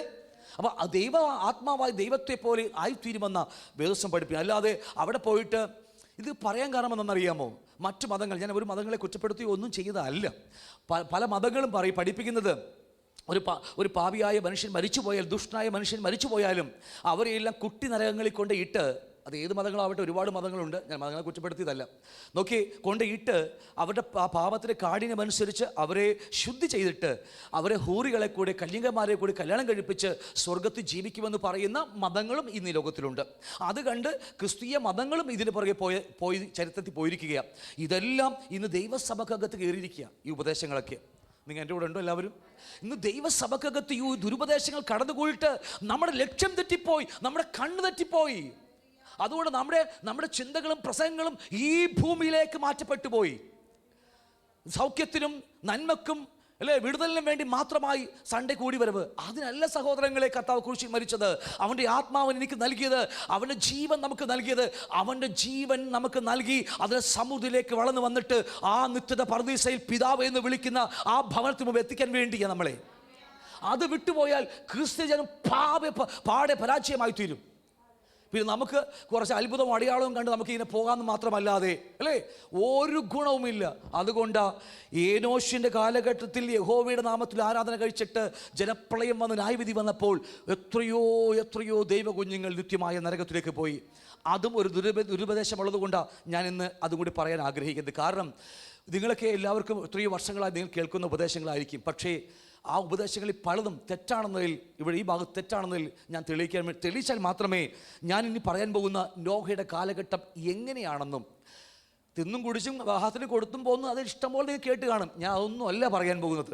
ഞാൻ പറയാൻ പോകുന്നത് വേറെ കാര്യമാണ്. പരിശുദ്ധാത്മാവ് നിങ്ങളോട് സംസാരിക്കാൻ പോകുന്നത് വേറെ കാര്യമാണ്. അപ്പോൾ അതുകൊണ്ട് ഈ പറഞ്ഞതുപോലെ പുനരുദ്ധാനപുത്രന്മാരാകും എന്നുകൊണ്ട് ദൂതന്മാർക്ക് അസ്ഥിയും മാംസമില്ലാത്തതുകൊണ്ട് അവരുടെ മക്കളല്ല, ദൈവത്തെ സേവിക്കുന്നവരുടെ മക്കൾ ലോകത്തിലെ സൗന്ദര്യമുള്ളവരെ കണ്ട് പുറകെ പോയ ചരിത്രം ഇന്ന് നമ്മുടെ മുമ്പിൽ ഇഷ്ടം പോലെ നമ്മൾ കണ്ടുവരുന്നുണ്ട്. ആണോ ഇല്ലയോ? ഏറ്റവും ഭയാനകമെന്ന് അറിയാമോ? സഭ എന്ന് പറയുന്നത് വിളിച്ച് വേർതിരിക്കപ്പെട്ടവരുടെ കൂട്ടം, വീണ്ടും ജനിക്കപ്പെട്ടവരുടെ കൂട്ടം, അതാണ് സഭ. പക്ഷേ ഇന്ന് സഭക്കകത്ത് അവർ മാത്രമല്ല, പ്രാകൃതന്മാർ, അത്ഭുതം കണ്ടുവരുന്നവർ പോലും ഇന്ന് സഭക്കകത്തുണ്ട്. എത്ര ഭയാനകമെന്നറിയാമോ? അതുകൊണ്ടാണ് ഇന്ന് മാനുഷ്യമായ സംഘടനകൾ മാത്രമായി സഭ ഒതുങ്ങിപ്പോയത്. ഞാൻ പിന്നീട് അതിനെക്കുറിച്ചൊക്കെ എടുത്തോളാം. പിന്നെ അതൊന്നും ആവട്ടെ, ഞാൻ പറഞ്ഞു തന്ന കാര്യങ്ങൾ ഒന്ന് രണ്ട് കാര്യം. അതുകൊണ്ടാണ് ഞാൻ പറഞ്ഞു, ഉൽപ്പത്തി പുസ്തകം 7-ാം അധ്യായത്തിൽ ജലപ്രളയം വന്ന് സകല മനുഷ്യരൊക്കെ കൊന്നൊടിക്കുമ്പോൾ 8 പേർ, എത്ര പേരാ? 8 പേർ വന്ന് വെള്ളത്തിൽ കൂടി രക്ഷ പ്രാപിച്ചത് പറയുമ്പോൾ അവിടെ പരിശുദ്ധാത്മാവ് 7-ാം അധ്യായത്തിൽ 21-ാം വാക്യം മുതൽ പഠിക്കുമ്പോൾ പറവകളും കന്നുകാലികളും കാട്ടുമൃഗങ്ങളും നിലത്തിഴയുന്ന ഇഴജാതിയുമായി ഭൂചരജടമൊക്കെയും സകല മനുഷ്യരും ചത്തുപോയി. വാക്യം ശ്രദ്ധിച്ച്, ചത്തുപോയി. ആത്മാവില്ലാത്ത മനുഷ്യനൊഴിച്ച് ഭൂമിയിൽ എല്ലാ ജീവജാലങ്ങളും ആത്മാവില്ല. അവർക്ക് നിത്യതയില്ല. അവർ ജനിക്കുന്നു, അവർ മരിച്ചു കഴിഞ്ഞാൽ മണ്ണോട് മണ്ണായി പോകുന്നു. അതുപോലെ മനുഷ്യനും ചത്തുപോയെന്ന് വേദോസ് എഴുതി വെച്ചിരിക്കുക. എത്ര ഭയാനക! ഇത് ഈ വാക്കുകൾ പരിശുദ്ധാത്മാവ് എഴുതി വെച്ചിരിക്കുന്നത്. ചത്തുപോയി. നമ്മൾ പറയുന്നത് മരിച്ചുപോയെന്നാണ് പറയുന്നത്, അല്ലേ? ഞാനൊക്കെ മരിച്ചുപോയാൽ നിങ്ങൾ പറയും അല്ലേ, ഡിൽ ബ്രദർ ഒന്നും മിണ്ടുന്നില്ല, അല്ലേ? അത് പോട്ടെ, വിട, അല്ലേ, അല്ലേ, എന്തുമാകട്ടെ. നമ്മൾ മരിച്ചുപോയി യാത്ര പോകുകയാണ് നമ്മൾ യഥാർത്ഥമായ ഭവനത്തിലേക്ക്. അത് നരകമാകാം, സ്വർഗമാകാം. രണ്ടും നിത്യതയാ. സ്വർഗവും നിത്യതയാ, നരകവും നിത്യതയാ. എവിടെ വേണമെങ്കിൽ നമുക്ക് പോകാം. ഇന്നത്തെ ജീവിതത്തിൽ ഒറ്റ തീരുമാനമാണ് നമ്മുടെ മുമ്പിൽ. ഈ നാവിന് മുമ്പിലായിരിക്കുന്നത്, ഈ തീരുമാനത്തിന് മുമ്പിലായിരിക്കുന്നത് എൻ്റെ നിത്യത എവിടെ കഴിക്കണമെന്ന്. ഹല്ലേലൂയ. നരകവും നിത്യതയാ, സ്വർഗവും നിത്യതയാ, എവിടെ വേണമെങ്കിൽ നമുക്ക് കഴിക്കാം. ഈ ചെറിയ ജീവിതം അത്രമാത്രം പ്രാധാന്യമുണ്ട് സഹോദരങ്ങളെ.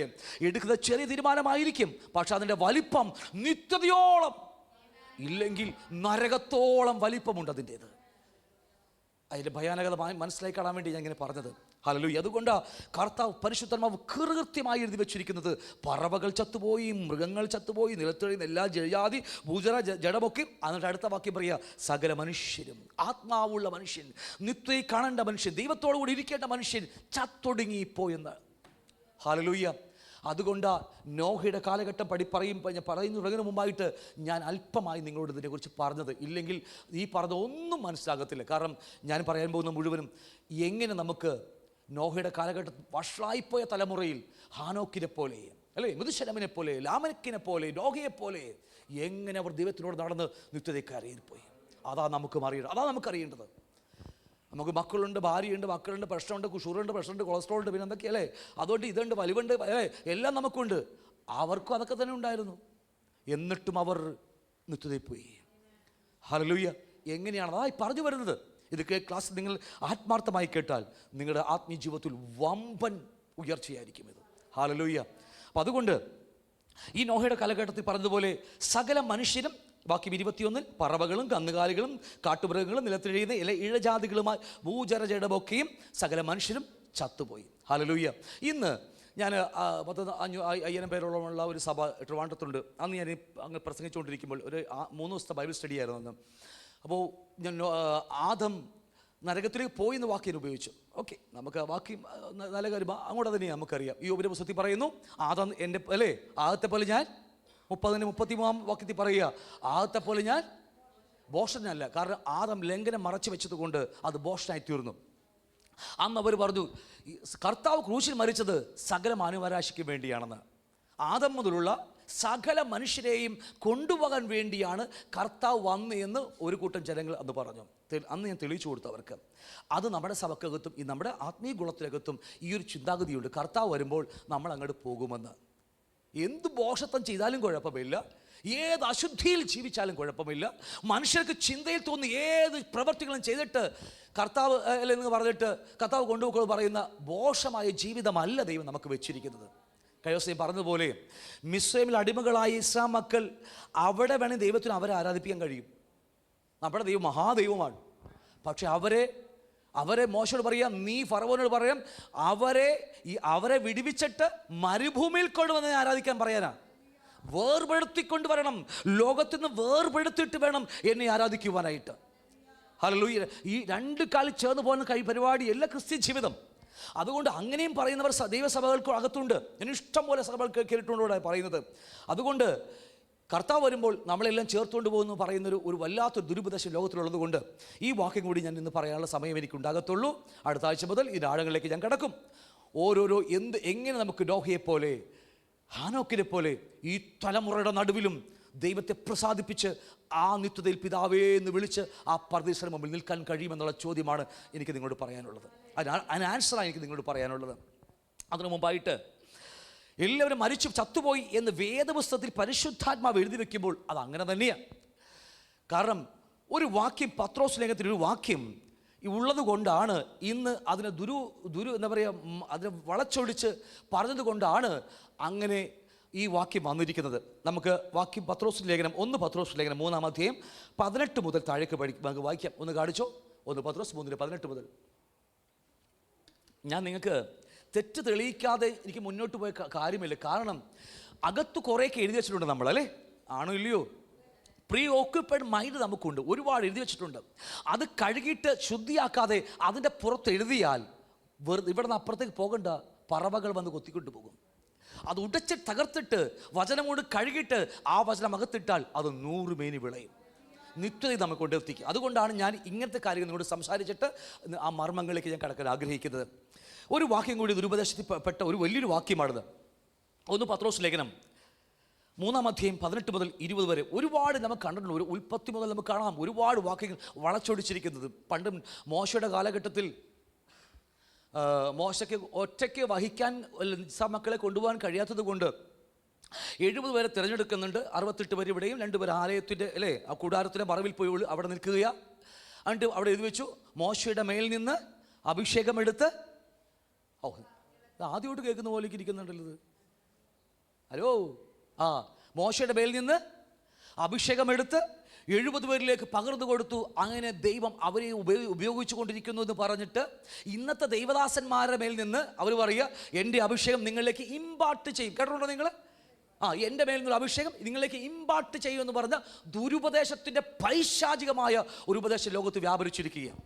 കാരണം സത്യത്തിൽ അവർക്ക് അറിയാതിരിക്കുന്നത്, മോശ എൻ്റെയും നിങ്ങളുടെയും നിഴലല്ല, ഈ ലോകത്തെ ഏതെങ്കിലും അഭിഷിക്തന്മാരുടെ നിഴലല്ല, ഏതെങ്കിലും യൂറോപ്പിലോ ഏതെങ്കിലും ആഫ്രിക്കയിലോ ദൈവദാസന്മാരുടെ മേലുള്ള, അങ്ങോട്ടൊന്നും പോകണ്ട, ഈ കേരളത്തിൽ മാത്രം നോക്കിയാൽ മതി. കേരളത്തിലുള്ള ഏതെങ്കിലും അഭിഷിക്തന്മാരുടെ നിഴലല്ല മോശ യേശു ക്രിസ്തുവിൻ്റെ നിഴലാണ്. യേശുവിൻ മേൽ നിന്നാണ് ഇതൊക്കെ ഇമ്പാർട്ട് ചെയ്യപ്പെടുന്നത്. അയ്യോ സഹോദരങ്ങളെ, വഞ്ചിക്കപ്പെടരുത് നിങ്ങൾ. ഞാനോടുകൂടി നടന്നാൽ ജ്ഞാനിയായിത്തീരും, സത്യമായ കാര്യമാണ്. ഇത് ഇമ്പാർട്ടേഷൻ നടക്കുന്നത് അതുകൊണ്ടാണ്. ഞാൻ നേരത്തെ പണ്ട് പറഞ്ഞിട്ടുണ്ട്, ബൈബിൾ ക്ലാസ്സിൽ വരുന്നവർക്ക് എല്ലാവർക്കും അറിയാം, പഴയ നിയമത്തിൽ ഈജിപ്റ്റ് എന്ന് പറയുന്നത് ഇന്ന് പുതിയ നിയമത്തിൻ്റെ ലോകത്തിന് നിഴലാണ്. ദൈവം ഇസ്രായേൽ മക്കളെ ഈജിപ്തിൽ നിന്ന് വിടുവിച്ചു, നമ്മെ ലോകത്തിൽ നിന്ന് വിടുവിച്ചു.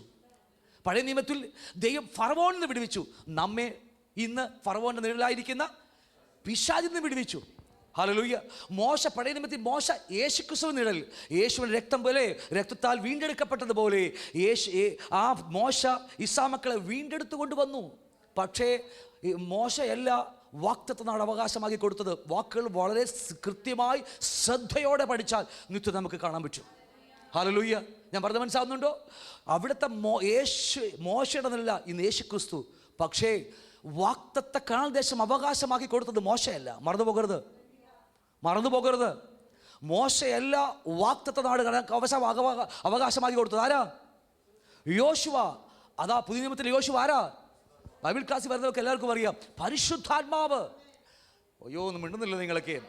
ചില ദുരുപദേശങ്ങൾ ലോകത്ത് വ്യാപരിച്ചുകൊണ്ട് ഇതൊക്കെ പറയാതിരിക്കും, സത്യം മുന്നോട്ട് പറയാൻ കഴിയാതിരിക്കുന്നത്. അപ്പം അതുകൊണ്ട് എൻ്റെ മേൽ നിന്ന് ഒരു ഇമ്പാർട്ടേഷൻ നിങ്ങൾക്ക് ഉണ്ടാകത്തില്ല. നല്ലത് കണ്ട് പഠിക്കാം, ജ്ഞാനിയോടുകൂടി നടന്നാൽ ജ്ഞാനിയായിത്തീരാം. അല്ലാതെ ഒരു ഇമ്പാർട്ടേഷനും ഇവിടെയില്ല. ഇമ്പാർട്ടേഷൻ മുഴുവനും ക്രിസ്തുവിൽ നിന്നാണ്. അതുകൊണ്ടാണ് ദൈവരാജ്യം നമ്മുടെ അകത്ത് വ്യാപരിക്കണമെന്ന് പറയും. ഇപ്പം 50 ക്ലാസ് ഞങ്ങൾ ദൈവരാജ്യത്തെക്കുറിച്ച് തുടങ്ങി വെച്ചിട്ട് 50 ക്ലാസ് ആയിട്ടുള്ളൂ, സ്റ്റാർട്ടിങ് ആയിട്ടുള്ളൂ. നമ്മൾ കർത്താവ് നമ്മുടെ അകത്ത് രാജാവായി വാഴുവാൻ ഞാൻ എൻ്റെ ഹൃദയത്തിലേക്ക് കർത്താവിനെ ക്ഷണിച്ചു കഴിഞ്ഞ് ഞാൻ എന്നെ വിട്ടുകൊടുക്കുമ്പോൾ അവൻ രാജാവായി എൻ്റെ ഹൃദയത്തിൽ നിന്ന് വാഴുമ്പോൾ അവനിൽ നിന്ന് എന്നിലേക്ക് ഇമ്പാർട്ടേഷൻ നടക്കുകയാണ്. കർത്താവിനെ ഹൃദയത്തിൽ രാജാവായി വാഴിക്കാൻ മനസ്സില്ലാത്തവർ, നീ ഞങ്ങൾക്ക് രാജാവായിരിക്കുന്നത് സമ്മതമല്ലാത്തവർക്ക് ഒരു ഇമ്പാർട്ടേഷനും ഉണ്ടാകത്തില്ല. അവർ യേശുവിനെ പോലെ ആകത്തുമില്ല, നിത്യമായ നരകം മാത്രമേ ഉള്ളവർക്ക്. ഹല്ലേലൂയ. അതുകൊണ്ട് ഇതൊക്കെ വളരെ ശ്രദ്ധയോടെ അറിഞ്ഞിട്ട് വേണം നമ്മുടെ ക്രിസ്ത്യ ജീവിതം മുന്നോട്ട് കടന്നു പോകാൻ. കാരണം ദുരുപദേശങ്ങൾ വ്യാപരിച്ച് വൈറസായി ഒരുപാട് ഞാൻ തെളിയിച്ചാൽ എനിക്ക് ഒരുപാട് കയ്യിലുണ്ട്. എന്നുമാകട്ടെ, പത്രോസ് ലേഖനം വായിക്കുമ്പോൾ അവിടെ ഇങ്ങനെ 3:18 വാക്യം വായിക്കും നമുക്ക് കാണാൻ കഴിയും. ക്രിസ്തുവും നമ്മെ ദൈവത്തോട് അടുപ്പിക്കേണ്ടതിന് നീതിമാനായി, നീതി കിട്ടവർക്ക് വേണ്ടി പാപം നിമിത്തം ഒരിക്കൽ കഷ്ടം അനുഭവിച്ചു ജഡത്തിൽ മരണശിക്ഷ ഏൽക്കുകയും ആത്മാവിൽ ജീവിക്കപ്പെടുകയും ചെയ്തു. ആത്മാവിൽ അവൻ ചെന്ന് പണ്ട് നോഹയുടെ കാലത്ത് പെട്ടകമൊരുക്കുന്ന സമയം ദൈവം ദീർഘക്ഷമയോടെ കാത്തിരിക്കുമ്പോൾ അനുസരിക്കാത്തവരായി തടവിലുള്ള ആത്മാക്കളോട് പ്രസംഗിച്ചു. വാക്കിൽ ശ്രദ്ധിക്കണമേ, നമ്മുടെ വിഷയം ചിന്താവിഷയം നോഹയുടെ കാലഘട്ടം പോലെയാണ്. അവിടെ ഒരു വാക്യം എഴുതി വെച്ചിരിക്കുക, കർത്താവ് മാനവരാശിയുടെ പാപത്തിനു വേണ്ടി സ്വർഗം വിട്ട് ഭൂമിയിലേക്ക് ഇറങ്ങി വന്ന് 30 വർഷം തൻ്റെ ജീവിതം ക്രമപ്പെടുത്തി ജീവിച്ചു. അവനുമേൽ ഒരു പാവമില്ലെന്ന് തെളിയിക്കുവാൻ ഒരു ഞായറാഴ്ച ഹോസ്റ്റിനെ പാടിക്കൊണ്ട് കർത്താവ് യെരൂശലേമേ കടന്നു വന്നു. 4 ദിവസം യെരൂശലേമിൽ അവൻ എങ്ങും പോകാതെ എല്ലാ ഇടത്തും അവൻ അവിടെ ഉണ്ടായിരുന്നു. അവന് മേൽ ഒരു പാവമില്ലെന്ന് അവൻ സ്വർഗം തെളിയിച്ച ശേഷമാണ് അവനെ ക്രൂശിക്കുവാനായിട്ട് പാപത്തിനു വേണ്ടി സ്വർഗം ഏൽപ്പിച്ചു കൊടുക്കുന്നത്. 5 കോടതിയിൽ മാറി മാറി വിധിച്ചിട്ടും അവൻ്റെ മേൽ പാവമില്ലെന്ന് തെളിയിച്ച ശേഷം മാനവരാശിയുടെ പാപത്തിനു വേണ്ടി അവരെ കാൽവരി ക്രൂശിലേക്ക് തകർത്ത് കളയുക. ഹല്ലേലൂയ. നമ്മളെ വീണ്ടെടുക്കാൻ വേണ്ടി. എന്നാൽ കർത്താവ് ക്രൂശിൽ മരിക്കുമ്പോൾ ശ്രദ്ധിച്ചേ, നമുക്കറിയാം, പഠിക്കുന്നവർക്കറിയാം, 3 ദിവസം യോനയുടെ കാലഘട്ടം, അല്ലെ യോനയുടെ പോലെ 3 പകലും 3 രാവും മറ്റേ മത്സ്യത്തിനുള്ളിൽ കടലാനിനുള്ളിൽ ആയിരുന്നതുപോലെ കർത്താവ് ആയിരിക്കുമെന്ന് പറഞ്ഞല്ലേ. വെള്ളിയാഴ്ച വൈകിട്ട് കർത്താവ് മരിക്കുന്നത് 1.5 ദിവസമേ കർത്താവ് ആയുള്ളൂ. പക്ഷേ നമ്മുടെ കണ്ണിൽ 1.5 ദിവസം ഉള്ളെങ്കിലും ദൈവത്തിൻ്റെ കണ്ണിൽ അത് 3 ദിവസം തന്നെയാണ്. കാരണം ഇവിടെ പകലാണെങ്കിൽ അവിടെ രാത്രി. അവിടെ രാത്രി ആകുമ്പോൾ പകല്. കണക്ക് കൂട്ടിയാൽ 1.5 ദിവസം നമുക്ക് 3.5 ദിവസമായി മാറുകയാ. ഞായറാഴ്ച രാവിലെ കർത്താവ്, ഇതൊക്കെ ബൈബിൾ ക്ലാസ്സിൽ പറഞ്ഞതുകൊണ്ട് അതിനെ ഓടിച്ചു വിടുന്നത്. നോക്കി, ഞായറാഴ്ച രാവിലെ ഉയർത്തെഴുന്നേറ്റ് നമുക്ക് കർത്താവിൻ്റെ ഉയർപ്പിനെ കുറിച്ച് നമുക്കറിയാം. എന്നാൽ കർത്താവ് ക്രൂശിൽ മരിച്ചു കഴിഞ്ഞ ശേഷം കർത്താവിൻ്റെ ആത്മാവ്, അവിടെ എഴുതി കർത്താവിൻ്റെ ആത്മാവ് തന്നെയാണ് പറഞ്ഞിരിക്കുന്നത്. മൂലഭാഷയിലൊക്കെ ആത്മാവ് തന്നെയാണ്. അവിടെ പറയുക, ജഡത്തിൽ മരണശിക്ഷ ഏൽക്കുകയും ആത്മാവിൽ ജീവിക്കപ്പെടുകയും ചെയ്തു. അപ്പോൾ കർത്താവ് ക്രൂശിൽ മരിക്കുമ്പോൾ അവൻ്റെ ആത്മാവ് ഉയർത്തെഴുന്നേറ്റിരിക്കുന്നു. എന്നിട്ട് പറയുക, ആത്മാവിൽ അവൻ ചെയ്യുന്നു. കർത്താവ് മരിച്ചടക്കപ്പെട്ടിരിക്കുക, ഇവിടെ ബോഡി ഇവിടെ അടക്കപ്പെട്ടിരിക്കുക, പക്ഷെ ആത്മാവ് ഉയർത്തെഴുന്നേറ്റു. ആത്മാവ് ഇപ്പോൾ എവിടേക്കാണ് പോയെന്നറിയാമോ? നോക്കിയേ, ഇവിടെ പറയുക, പണ്ട് നോഹയുടെ കാലത്ത് പെട്ടകം ഒരുങ്ങുന്ന സമയം ദൈവം ദീർഘക്ഷമയോടെ കാത്തിരിക്കുമ്പോൾ, ദൈവം വാക്കുകൾ ശ്രദ്ധിക്കണമേ, വിവരിക്കാൻ ഒന്നും നമുക്ക് സമയമില്ല. ദൈവം 120 വർഷം ദീർഘക്ഷമയോടെ ദൈവം കാത്തിരുന്നു, അല്ലേ? നോഹ 120 വർഷം പ്രസംഗിച്ചു, കാണാത്തതിനെ കണ്ടതുപോലെയൊക്കെ പ്രസംഗിച്ചു, ഒരു ബോഷനെ പോലെ പ്രസംഗിച്ചു. ഇതിലെ എത്രയോ നല്ല നിവാസമാരാ, ഒരു പൊട്ടനെ പോലെ കർത്താവിൻ്റെ വരവിനൊക്കെ വേണ്ടി പ്രസംഗിച്ചുകൊണ്ടിരിക്കുന്നത്. നോക്കിയേ, പ്രസംഗിച്ച് ദൈവം ക്ഷമയോടെ കാത്തുകൊണ്ടിരിക്കുക. ഇരിക്കുമ്പോൾ അനുസരിക്കാത്തവരായി തടവിലുള്ള ആത്മാക്കളോട് കർത്താവ് ആത്മാവിൽ ചെന്നിട്ട് പ്രസംഗിച്ചു. എവിടെയായിരിക്കും കർത്താവ് പോയിരിക്കുന്നത്? ബോഡി യോസേഫിൻ്റെ കല്ലറയിൽ കിടക്കുകയാണ്, ഈ ശരീരം അവിടെ കിടക്കുക. ആത്മാവിൽ ഉയർത്തിട്ട് കർത്താവ് പോയത് നേരെ പാതാളത്തിലേക്കാണ്, അല്ലേ?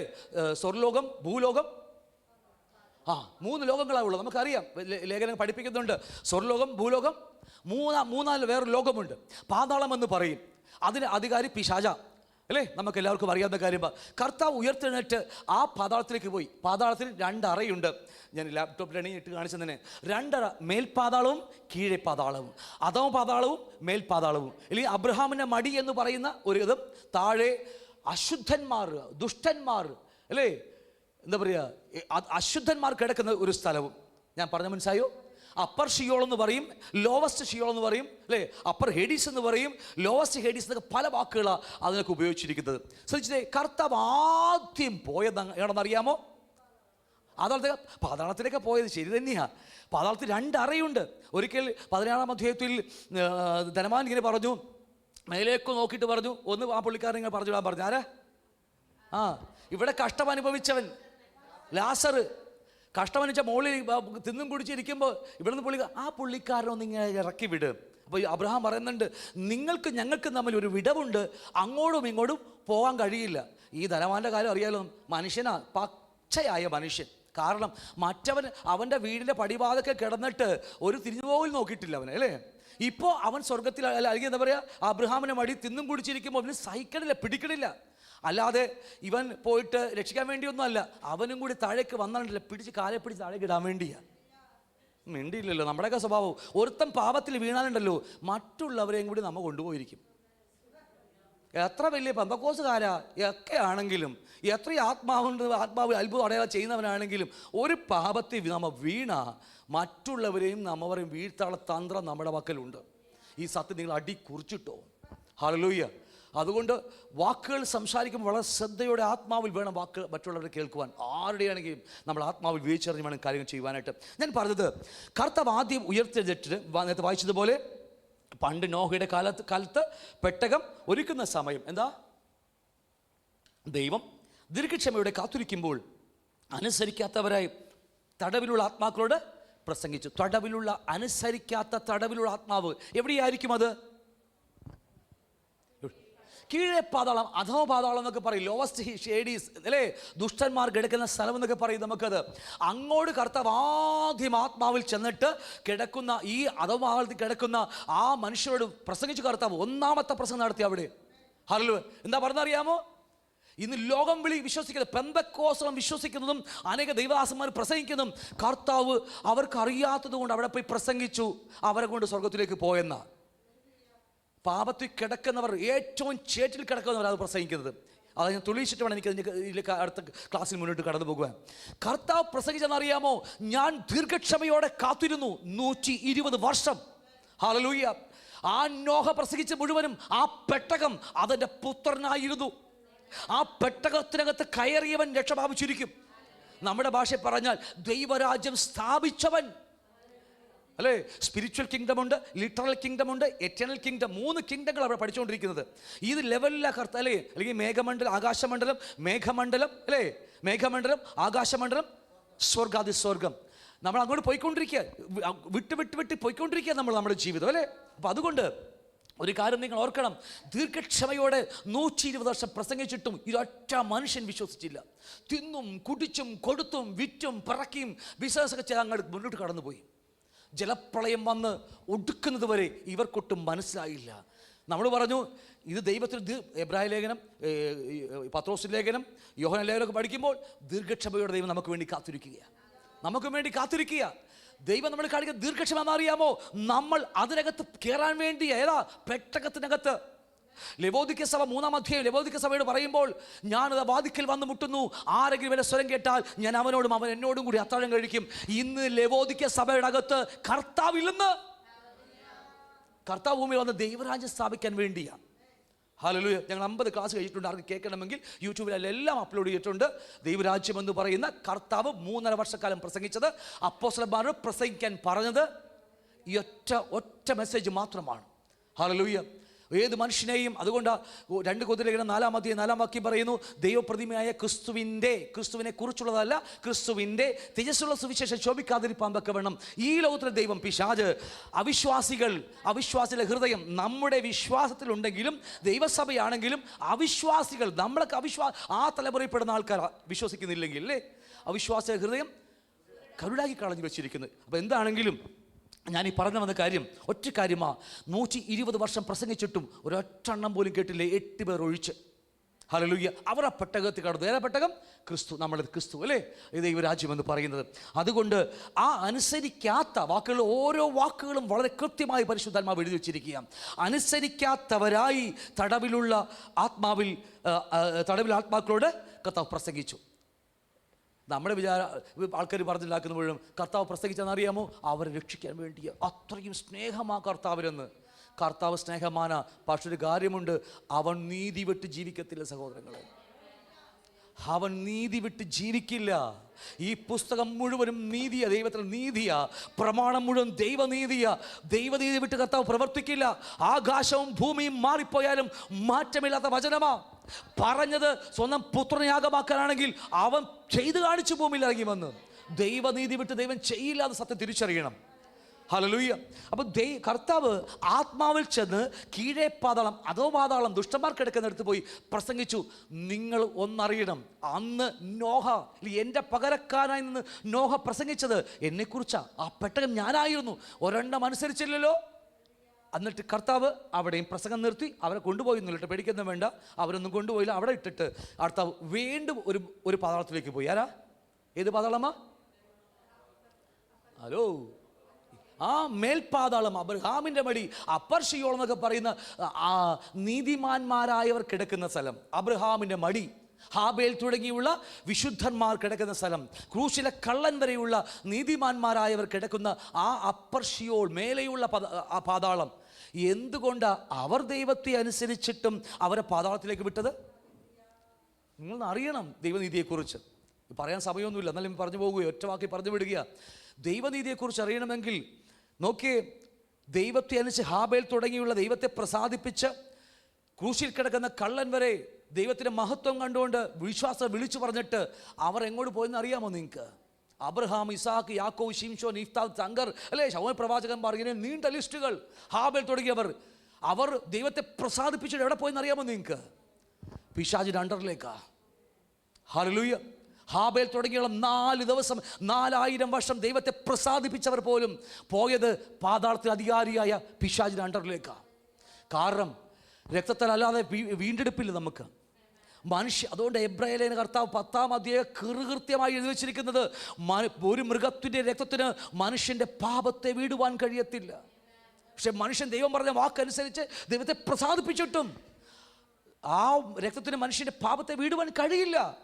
അതുകൊണ്ട് അവർ മരിച്ചിട്ടും പാതാളത്തിൽ പിശാചിന്റെ അണ്ടറിലേക്ക് പോകേണ്ടി വന്നു. ഇതൊക്കെ അറിയണമെങ്കിൽ ശമൂവേൽ പ്രവാചകനെ കുറിച്ചൊക്കെ, മരിച്ചുപോയ ശമൂവേൽ പ്രവാചകനെ കുറിച്ചൊക്കെ നമ്മൾ പിന്നീട് എടുക്കേണ്ടി വരും. ഇത് കാലത്ത് അറിയണമെങ്കിൽ നിങ്ങളൊന്നറിയണം. എന്നാലും ഇതെല്ലാം ദൈവത്തിൻ്റെ പ്രവൃത്തിയാണ്. എല്ലാം ദൈവത്തിൻ്റെ കയ്യിൽക്കുള്ളിൽ നിൽക്കുകയാണ്. ഒന്നും ദൈവം അറിയാതെ ഒന്നും സംഭവിക്കുന്നില്ല. ഹല്ലേലൂയ. ഞാൻ ഇത് പറയുമ്പോൾ നിങ്ങൾക്കൊന്ന് പിശാചിനെ ഉയർത്തുകയാണെന്ന് അല്ല, സത്യം പറയാ നിങ്ങളോട്. ഹല്ലേലൂയ. അപ്പോൾ അതുവരെ അബ്രഹാമിൻ്റെ മടിയിലായിരിക്കുന്ന ആ സമയം വരെ കർത്താവ് കീഴേ പാതാളത്തിൽ നിന്ന് ഉയർത്തെഴുന്നേറ്റ് അടുത്ത് വീണ്ടും പൊങ്ങിയിട്ട് മേൽപാതാളത്തിൽ കർത്താവ് വന്നു. കർത്താവ് അതാണ് 4-ാം അധ്യായം എടുത്തോ. 1 പത്രോസ് ലേഖനം 4-ാം അധ്യായം അതിൻ്റെ 1 മുതൽ താഴേക്ക് പഠിക്കുമ്പോൾ, ക്രിസ്തു ജഡത്തിൽ കഷ്ടം അനുഭവിച്ചത് കൊണ്ട് നിങ്ങളും അതേ ഭാവം തന്നെ ആയുധമായി ധരിപ്പിൻ. ജഡത്തിൽ കഷ്ടം അനുഭവിച്ചവൻ ജഡത്തിൽ ശേഷിച്ചിരിക്കും കാലം ഇനി മനുഷ്യരുടെ മോഹങ്ങൾക്കല്ല ദൈവത്തിൻ്റെ ഇഷ്ടത്തിനത്രേ ജീവിക്കേണ്ടതിന് പാപം വിട്ടൊഴിഞ്ഞിരിക്കുന്നു. ഇതൊക്കെ എങ്ങനെയാണെന്നൊക്കെ ആഴമായി ചിന്തിക്കേണ്ട വിഷയമാണ് നമ്മുടെയൊക്കെ. എന്നിട്ട് പറയുക, കാമാർത്തികളിലും മോഹങ്ങളിലും വിഴിഞ്ഞുകുടിയിലും വെറിക്കൂത്തുകളിലും മദ്യപാനത്തിലും ധർമ്മവിരുദ്ധമായ വിഗ്രഹാരാധനയും നടന്ന ജാതികളെ ഇഷ്ടം പ്രവർത്തിച്ചുകൊണ്ട് കാലം പോക്കിയത് മതി. ദുർനടപ്പിന് അതേ കവിച്ചിൽ നിങ്ങൾ അവരോട് ചേർന്ന് നടക്കാതിരിക്കേണ്ടതിന് മനഃപൂർവ്വം എന്ന് വെച്ച് അവർ ദുഷിക്കുന്നു. ഇനിയാണ് വാക്യം പറയുന്നത്. ഇത്രയും കാര്യം പറഞ്ഞിട്ട് 5-ാം വാക്യം പറയുക, ജീവികളെയും എങ്ങനെയാ, ജീവികളെയും മരിച്ചവരെയും ന്യായം വിധിപ്പാൻ ഒരുങ്ങിയിരിക്കുന്നവന് അവർ കണക്ക് ബോധിപ്പിക്കേണ്ടി വരും. ജീവികളെന്ന് പറഞ്ഞത് പട്ടിയും പൂച്ചയും കോഴിയും താറാവൊന്നുമല്ല, ജീവിച്ചിരിക്കുന്നവരെയും മരിച്ചു പോയവരെയും അല്ലേ. അതുകൊണ്ട് വെളിപ്പാട് ദിവസമൊക്കെ പഠിക്കുമ്പോൾ മരണത്തെയും പാതാളത്തെയും ദൈവത്തിന് മുമ്പിലേക്ക് ഏൽപ്പിച്ചു, ന്യായവിധിയിലേക്ക് ഏൽപ്പിച്ചു കൊടുത്തു. മരണത്തെയും പാതാളം, മരിച്ചുപോയവരുടെ ആത്മാവ് എവിടെയാ, അവരുടെ ബോഡി എവിടെ, ഇതൊക്കെ അറിയുമ്പോഴാണ് അല്ലേ ഭൂമിയിൽ അവൻ്റെ ശരീരം ഭൂമി ഏൽപ്പിച്ചു കൊടുക്കുകയാണ്. പാതാളം സോളും സ്പിരിറ്റിനെ ഏൽപ്പിച്ചു കൊടുക്കുന്ന പരിപാടി പറഞ്ഞു വരുന്നത്. എന്തൊക്കെയാണ് ജീവിച്ചിരിക്കുന്നവരെയും മരിച്ചവരെയും ന്യായം വിധിപ്പാൻ ഒരുങ്ങിയിരിക്കുന്നത് അവർ കണക്ക് ബോധിപ്പിക്കേണ്ടി വരും. എന്നിട്ട് പറയാ, ഇതിനായിട്ടല്ലോ മരിച്ചവരോട് സുവിശേഷം അറിയിച്ചത്. അപ്പോൾ ഈ വാക്യം വായിക്കുമ്പോൾ കർത്താവ് കീഴേ പാതാളത്തിൽ പോയി ദുഷ്ടന്മാർ, നോഹയുടെ കാലഘട്ടത്തിൽ അനുസരിക്കാത്ത ദുഷ്ടന്മാരോട് പോയി സുവിശേഷം പറഞ്ഞത് അവരെ രക്ഷിക്കാൻ വേണ്ടിയാണെന്ന ഇന്ന് ആ വൈറസ് വ്യാപരിച്ചിരിക്കുന്നത്. അതുകൊണ്ട് ഏത് പാപം ചെയ്യുവാനും ഒരു മടിയുമില്ല. പാപം ചെയ്തിട്ട് കർത്തൃമേശം എടുക്കാൻ ഒരു ലജ്ജയുമില്ല. ഇന്ന് ദൈവ കുഞ്ഞുങ്ങൾക്ക് നിങ്ങൾ ഒരു സത്യം അറിയണം, കർത്താവ് നീതിമാനാണ്. അതുകൊണ്ടാണ് കർത്താവ് കീഴേ പാതാളത്തിൽ പോയിട്ട് സുവിശേഷം അറിയിച്ചു, അനുസരിക്കാത്തവരുടെ സുവിശേഷം അറിയിച്ചു. അടുത്തത് കർത്താവ് മുകളിലേക്ക് വന്നിട്ട് അപ്പർ ഷിയോൾ അല്ലെങ്കിൽ അബ്രഹാമിൻ്റെ മടി, ഹാബേൽ തുടങ്ങിയുള്ള വിശുദ്ധന്മാരെ ആയിരിക്കുന്ന സ്ഥലത്ത് ചെയ്തിട്ട് കർത്താവ് അവിടെ പോയി പ്രസംഗിച്ചിട്ട്, ഇതിനായിട്ടല്ലോ മരിച്ചവരോടും സുവിശേഷം അറിയിച്ചത്.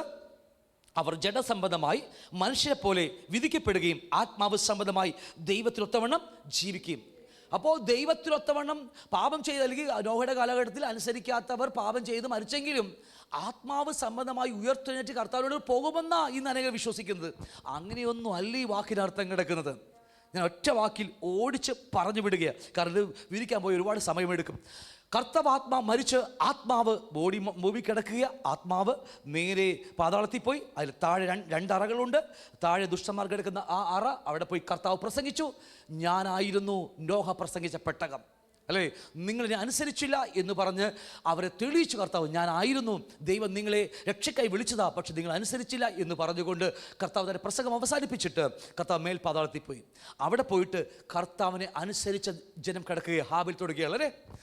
ഈ സങ്കീർത്തനം 50-ാം സങ്കീർത്തനം 5-ാം വാക്യം പറയുക, ഒന്ന് വായിച്ച 55. എന്നോട് യാഗം ചെയ്ത് നിയമം ചെയ്ത വിശുദ്ധന്മാരെ, എന്നെങ്കിൽ വായിച്ചോ, എന്നോട് യാഗം ചെയ്ത് നിയമം ചെയ്ത വിശുദ്ധന്മാരെ എൻ്റെ അടുക്കൽ കൂട്ടി വരുത്തുവീൻ. യാഗം കഴിച്ച് എന്നോട് നിയമം ചെയ്തവരായ എൻ്റെ വിശുദ്ധന്മാരെ എൻ്റെ അടുക്കൽ കൂട്ടി വരുത്തുവീൻ. ഹല്ലേലൂയ. കർത്താവ് സുവിശേഷം അറിയിച്ചു. നിങ്ങൾ ഞാൻ പറഞ്ഞ പ്രമാണം അനുസരിച്ച് യാഗം കഴിച്ചൊക്കെ ചെയ്തിട്ടും നിങ്ങളിപ്പോൾ കിടക്കുന്നത് പാതാളത്തിൻ്റെ മേൽ പാതാളത്തില്ല, അബ്രഹാമിൻ്റെ മടി കിടക്കുക. സത്യത്തിൽ പറഞ്ഞ അന്ന് മോശ മുഖാന്തരം ഒരു പാപത്തിന് വേണ്ടി ഒരു ആട്ടുകൊറ്റന്മാരെയോ കാളക്കിടങ്ങളെയോ യാഗമർപ്പിക്കാൻ പറഞ്ഞത് നിങ്ങൾ യാഗമർപ്പിച്ചു. പക്ഷേ എബ്രായനെ കർത്താവ് പറയുക, മൃഗത്തിൻ്റെ രക്തത്തിനൊന്നും മനുഷ്യൻ്റെ പാപത്തെ വീടുവാൻ എന്തുകൊണ്ട് കഴിയില്ല? യഹോവ തന്നെ പറഞ്ഞ പാവത്തിൻ്റെ കാഠിന്യം അനുസരിച്ച് ആട്ടുകൊറ്റന്മാരെയോ കാളക്കിടാങ്ങളെയോ ഒക്കെ അല്ലേ യാഗമർപ്പിക്കാൻ യഹോവ പറഞ്ഞിട്ട് പുതിയ നിയമത്തിലേക്ക് വരുമ്പോൾ മൃഗത്തിൻ്റെ രക്തത്തിന് മനുഷ്യൻ്റെ പാപത്തെ വീടുവാൻ കഴിയത്തില്ല. എന്തുകൊണ്ട് കഴിയത്തില്ല? പറ, ചിന്തിക്കുക സഹോദരങ്ങളെ. എന്തുകൊണ്ടാ? നോക്കിയേ, മൃഗങ്ങൾക്ക് ദേഹിയും ദേഹവും മാത്രമേ ഉള്ളൂ. മനുഷ്യൻ 3 വ്യക്തികളാ, 3 ആത്മാ ദേഹി ദേഹം. മനുഷ്യനെ വീടെടുക്കണമെങ്കിൽ ആത്മാ ദേഹം ദേഹിയുള്ളവൻ മരിക്കണം. അതുകൊണ്ട് മൃഗത്തിൻ്റെ യാഗമർപ്പിച്ചിട്ടും ദൈവത്തെ പ്രസാദിപ്പിച്ചിട്ടും പിശാചിന് അധിപതിയായ പിശാചിൻ്റെ അണ്ടറിൽ കിടക്കുന്ന ആ പാതാളത്തിലേക്ക് എല്ലാ വിശുദ്ധന്മാർ പോകേണ്ടി വന്നത്. എന്നാൽ കാൽവരി ക്രൂശിൽ മരിച്ച കർത്താവ് ശരീരം അടക്കപ്പെട്ടെങ്കിലും ആത്മാവ് ഉയർത്തെഴുന്നേറ്റ് അവൻ മേൽപാതാളത്തിൽ പോയി പറഞ്ഞു, എൻ്റെ പ്രിയമുള്ളവരെ, എൻ്റെ പിതാവിനനുസരിച്ചവരെ, നിങ്ങൾ കഴിച്ച യാഗം ഇന്നിതാ സഫലമായിരിക്കുന്നു. ഹല്ലേലൂയ. സുവിശേഷം അറിയിച്ചു. ആ ജനതയെ അബ്രഹാമിൻ്റെ മടി അല്ലെങ്കിൽ മേൽപാതാളം മുഴുവനും കർത്താവ് ഉയർത്തെഴുന്നേറ്റപ്പോൾ അവൻ സ്വർഗത്തിലേക്ക്, റെസ്റ്റിംഗ് പ്ലേസിലേക്ക്, സ്വർഗമല്ല റെസ്റ്റിംഗ് പ്ലേസിലേക്ക്, ദൈവരാജ്യത്തെക്കുറിച്ച് പറയുമ്പോൾ നമ്മൾ പഠിക്കും. സ്വർഗത്തിലേക്ക് ആരും പോയിട്ടില്ല, എല്ലാം പോയത് റെസ്റ്റിംഗ് പ്ലേസിലേക്കാണ് കൊണ്ടുപോയിരിക്കുകയാണ്. ഹല്ലേലൂയ. അല്ലാതെ ദുഷ്ടന്മാർ ഇന്നും അവിടെ തന്നെ കിടക്കുകയാണ്, ദൈവത്തെ അനുസരിക്കാത്തവർ. അതുകൊണ്ട് 19 അധ്യായത്തിൽ ലൂക്കോസ് പഠിപ്പിക്കുന്ന കാര്യമുണ്ടല്ലോ, കുലിനായ ഒരു മനുഷ്യൻ ജായുത്വം പ്രാപിച്ച് മടങ്ങി വരാൻ വേണ്ടി ദൂരയാത്ര പോയപ്പോൾ 10 പേർക്ക് 10 റാത്തൽ കൊടുത്തു. നിങ്ങൾ വ്യാപാരം ചെയ്യണം, ഞാൻ വരുമ്പോൾ നിങ്ങൾ വ്യാപാരം ചെയ്യണം, അതുവരെ വ്യാപാരം ചെയ്യണമെന്ന് പറഞ്ഞു. 2 പേർ വ്യാപാരം ചെയ്തു, ഒരുത്തം കൊണ്ട് കുഴിച്ചിട്ടു. ബാക്കി 7 പേർ പറഞ്ഞു, എന്താ പറഞ്ഞത്? നിന്റെ കൃപാവരം തന്നോ, ഞങ്ങൾ അത്ഭുത അടയാളം കാണിച്ചോളാം, ഞങ്ങൾ ആൾക്കാരൊക്കെ മറിച്ചിട്ടോളാം, ചിരിപ്പിച്ചോളാം, കരയിപ്പിച്ചോളാം, ഒക്കെ ചെയ്തോളാം, പക്ഷെ നീ ഞങ്ങൾക്ക് രാജാവായിരിക്കരുത്. അങ്ങനെയുള്ളവർ എന്ത് ചെയ്തു? കർത്താവ് വന്നപ്പോൾ എന്ത് ചെയ്തു? കൂട്ടിക്കൊണ്ടിരാൻ പറഞ്ഞു, ഛേദിച്ച് കളഞ്ഞേക്കാൻ പറഞ്ഞു. ഹല്ലേലൂയ. ദൈവം നമ്മെ വിളിച്ചത്, കർത്താവ് നമ്മെ വിളിച്ചത് ആ നിത്യതയ്ക്ക് വേണ്ടിയാണ്. ഹല്ലേലൂയ. അത് വിട്ട് ഒന്നുമില്ല സഹോദരങ്ങളെ. ആ പെട്ടകത്തിനകത്ത് കടന്നില്ലെങ്കിൽ അതേ ഗതി തന്നെ നമുക്ക് വരുന്നത്. ഏതാ പെട്ടകം? പഴയ ക്രിസ്തുവിൻ്റെ പെട്ടകം. ആ പെട്ടകം യേശു തന്നെയായിരുന്നു. ഇന്ന് ആ ക്രിസ്തുവിൽ, ആ ദൈവരാജ്യത്തിനകത്ത് അല്ലെങ്കിൽ ദൈവരാജാവായി നമ്മുടെ ഉള്ളിൽ വാഴുവാൻ നാം ഏൽപ്പിച്ച് കൊടുക്കുന്നില്ലെങ്കിൽ നമ്മളും ഈ അധോപാതാളത്തിലേക്ക്, ഇത് ന്യായവിധിയെക്കുറിച്ചും ഉയർപ്പിൻ്റെ നിരകളെക്കുറിച്ചും എല്ലാം ആഴമായി ബൈബിൾ ക്ലാസ്സിൽ നമ്മൾ പഠിപ്പിക്കുന്നുണ്ട്. എല്ലാക്കുറിച്ച് എങ്ങനെയാണ് ഉയർപ്പുകൾ, ആരൊക്കെയാണ് ഈ 1000 ആണ്ടിലേക്ക് വാഴാൻ പോകുന്നത്, എങ്ങനെ ഇതൊക്കെ എല്ലാത്തിനെക്കുറിച്ചും ആഴമായി പഠിപ്പിക്കുന്നത്. നിങ്ങൾക്ക് ആർക്ക് വേണമെങ്കിലും ആ ബൈബിൾ ക്ലാസ്സിലേക്ക് വരാം, നിത്യതയ്ക്ക് വേണ്ടി ഒരുങ്ങുന്നവർ മാത്രം. ഹല്ലേലൂയ. അതുകൊണ്ട് ഞാൻ എൻ്റെ വാക്കുകൾ, സമയം പോയതുകൊണ്ട് എൻ്റെ വാക്കുകൾ പറഞ്ഞ് അവസാനിപ്പിക്കാൻ പോവുകയാണ്.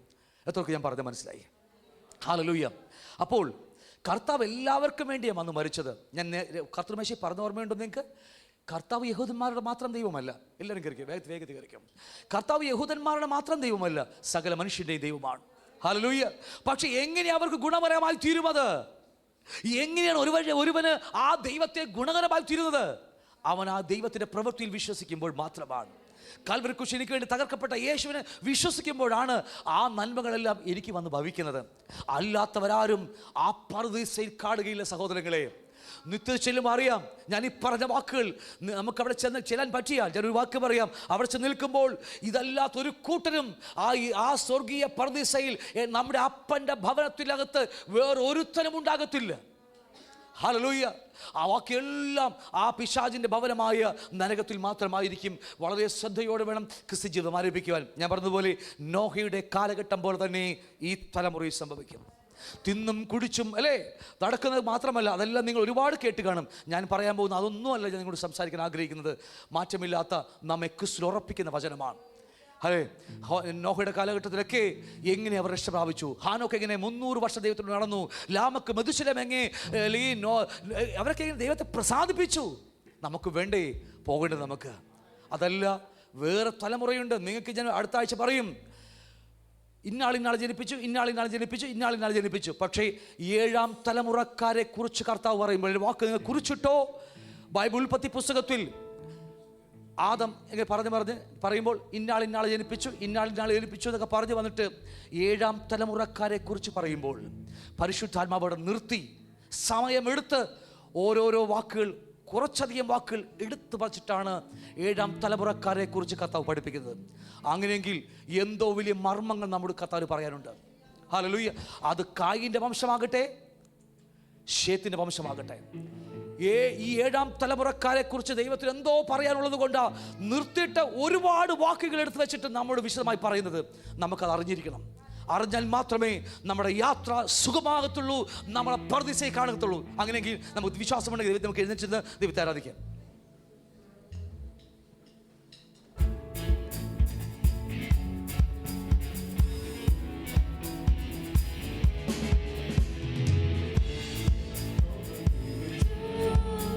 സ്വർഗ്ഗീയ വിരുന്നിനായി ലോകയാ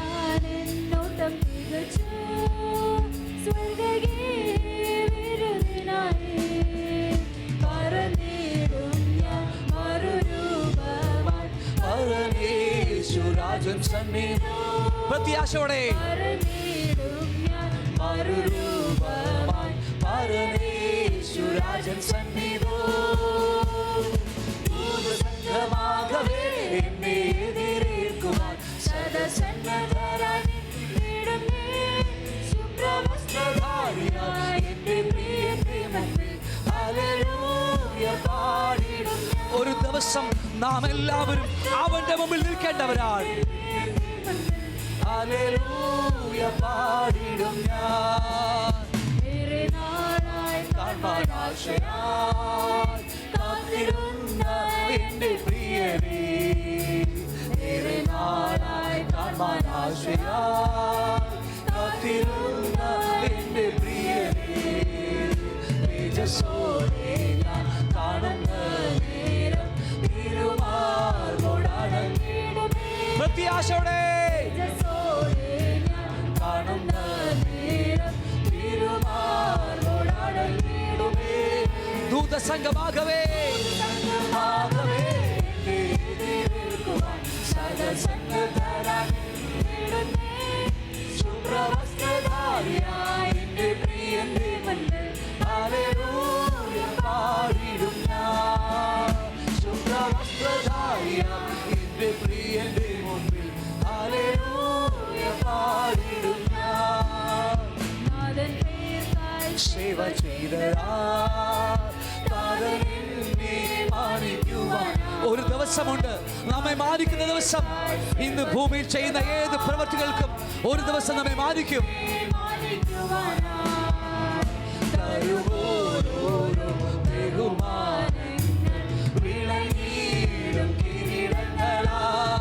എന്റെയും നിങ്ങളുടെയും തലയിൽ ആ കിരീടം വെച്ചാതിരിക്കുമ്പോൾ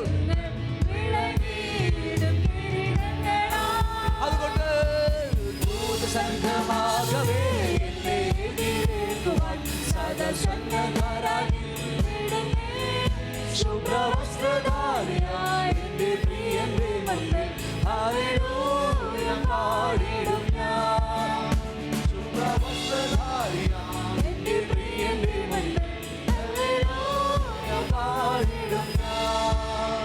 നീതിമാന്മാരായ സിദ്ധന്മാർ ജീവനും വേറും ഈ ലോകത്തെ വെറുത്തവർ, ഈ ലോകത്തെ കീഴ്മേൽ മറിച്ചവർ,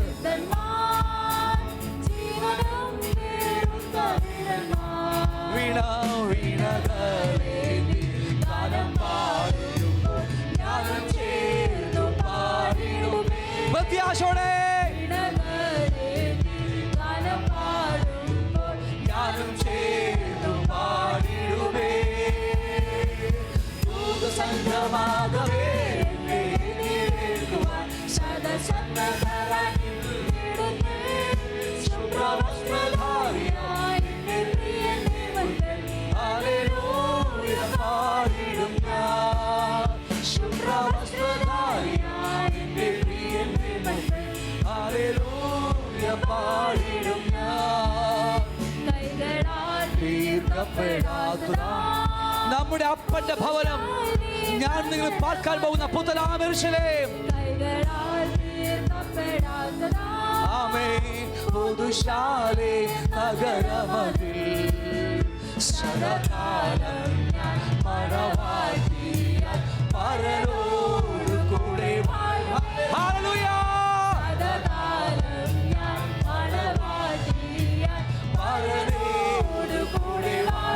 അതുകൊണ്ട് ദൂതസംഘമാകവേ എന്നെ എതിരേൽക്കുവാൻ സദസന്നദ്ധരായി നിന്നിടുന്നേ.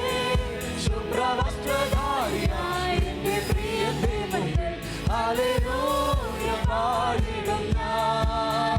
ശുഭ്രവസ്ത്രധാരിയായ എന്റെ പ്രിയന്റെ മുൻപിൽ ഹല്ലേലൂയ പാടിടും ഞാൻ. ഒരു മനുഷ്യന്റെ കരങ്ങൾ ദുർബലമല്ല, ദൈവത്തിനെ മാത്രം കരങ്ങൾ കൊണ്ട് സൃഷ്ടിച്ച ആ മനോഹരമായ പുത്തനാം യെരൂശലേം. ആമേൻ. സദാകാലം ഞാൻ മണവാട്ടിയായി പരനോട് കൂടെ വാഴുമേ. സദാകാലം ഞാൻ മണവാട്ടിയായി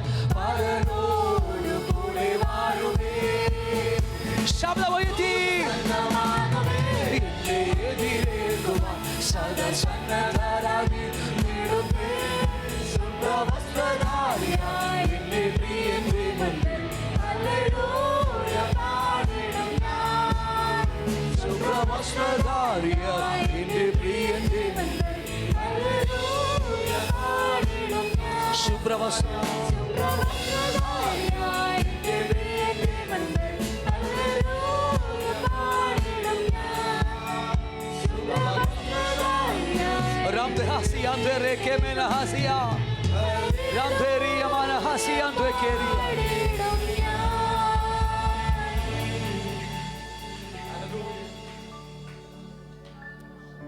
വലിയ പ്രത്യാശ നിറഞ്ഞവരായി.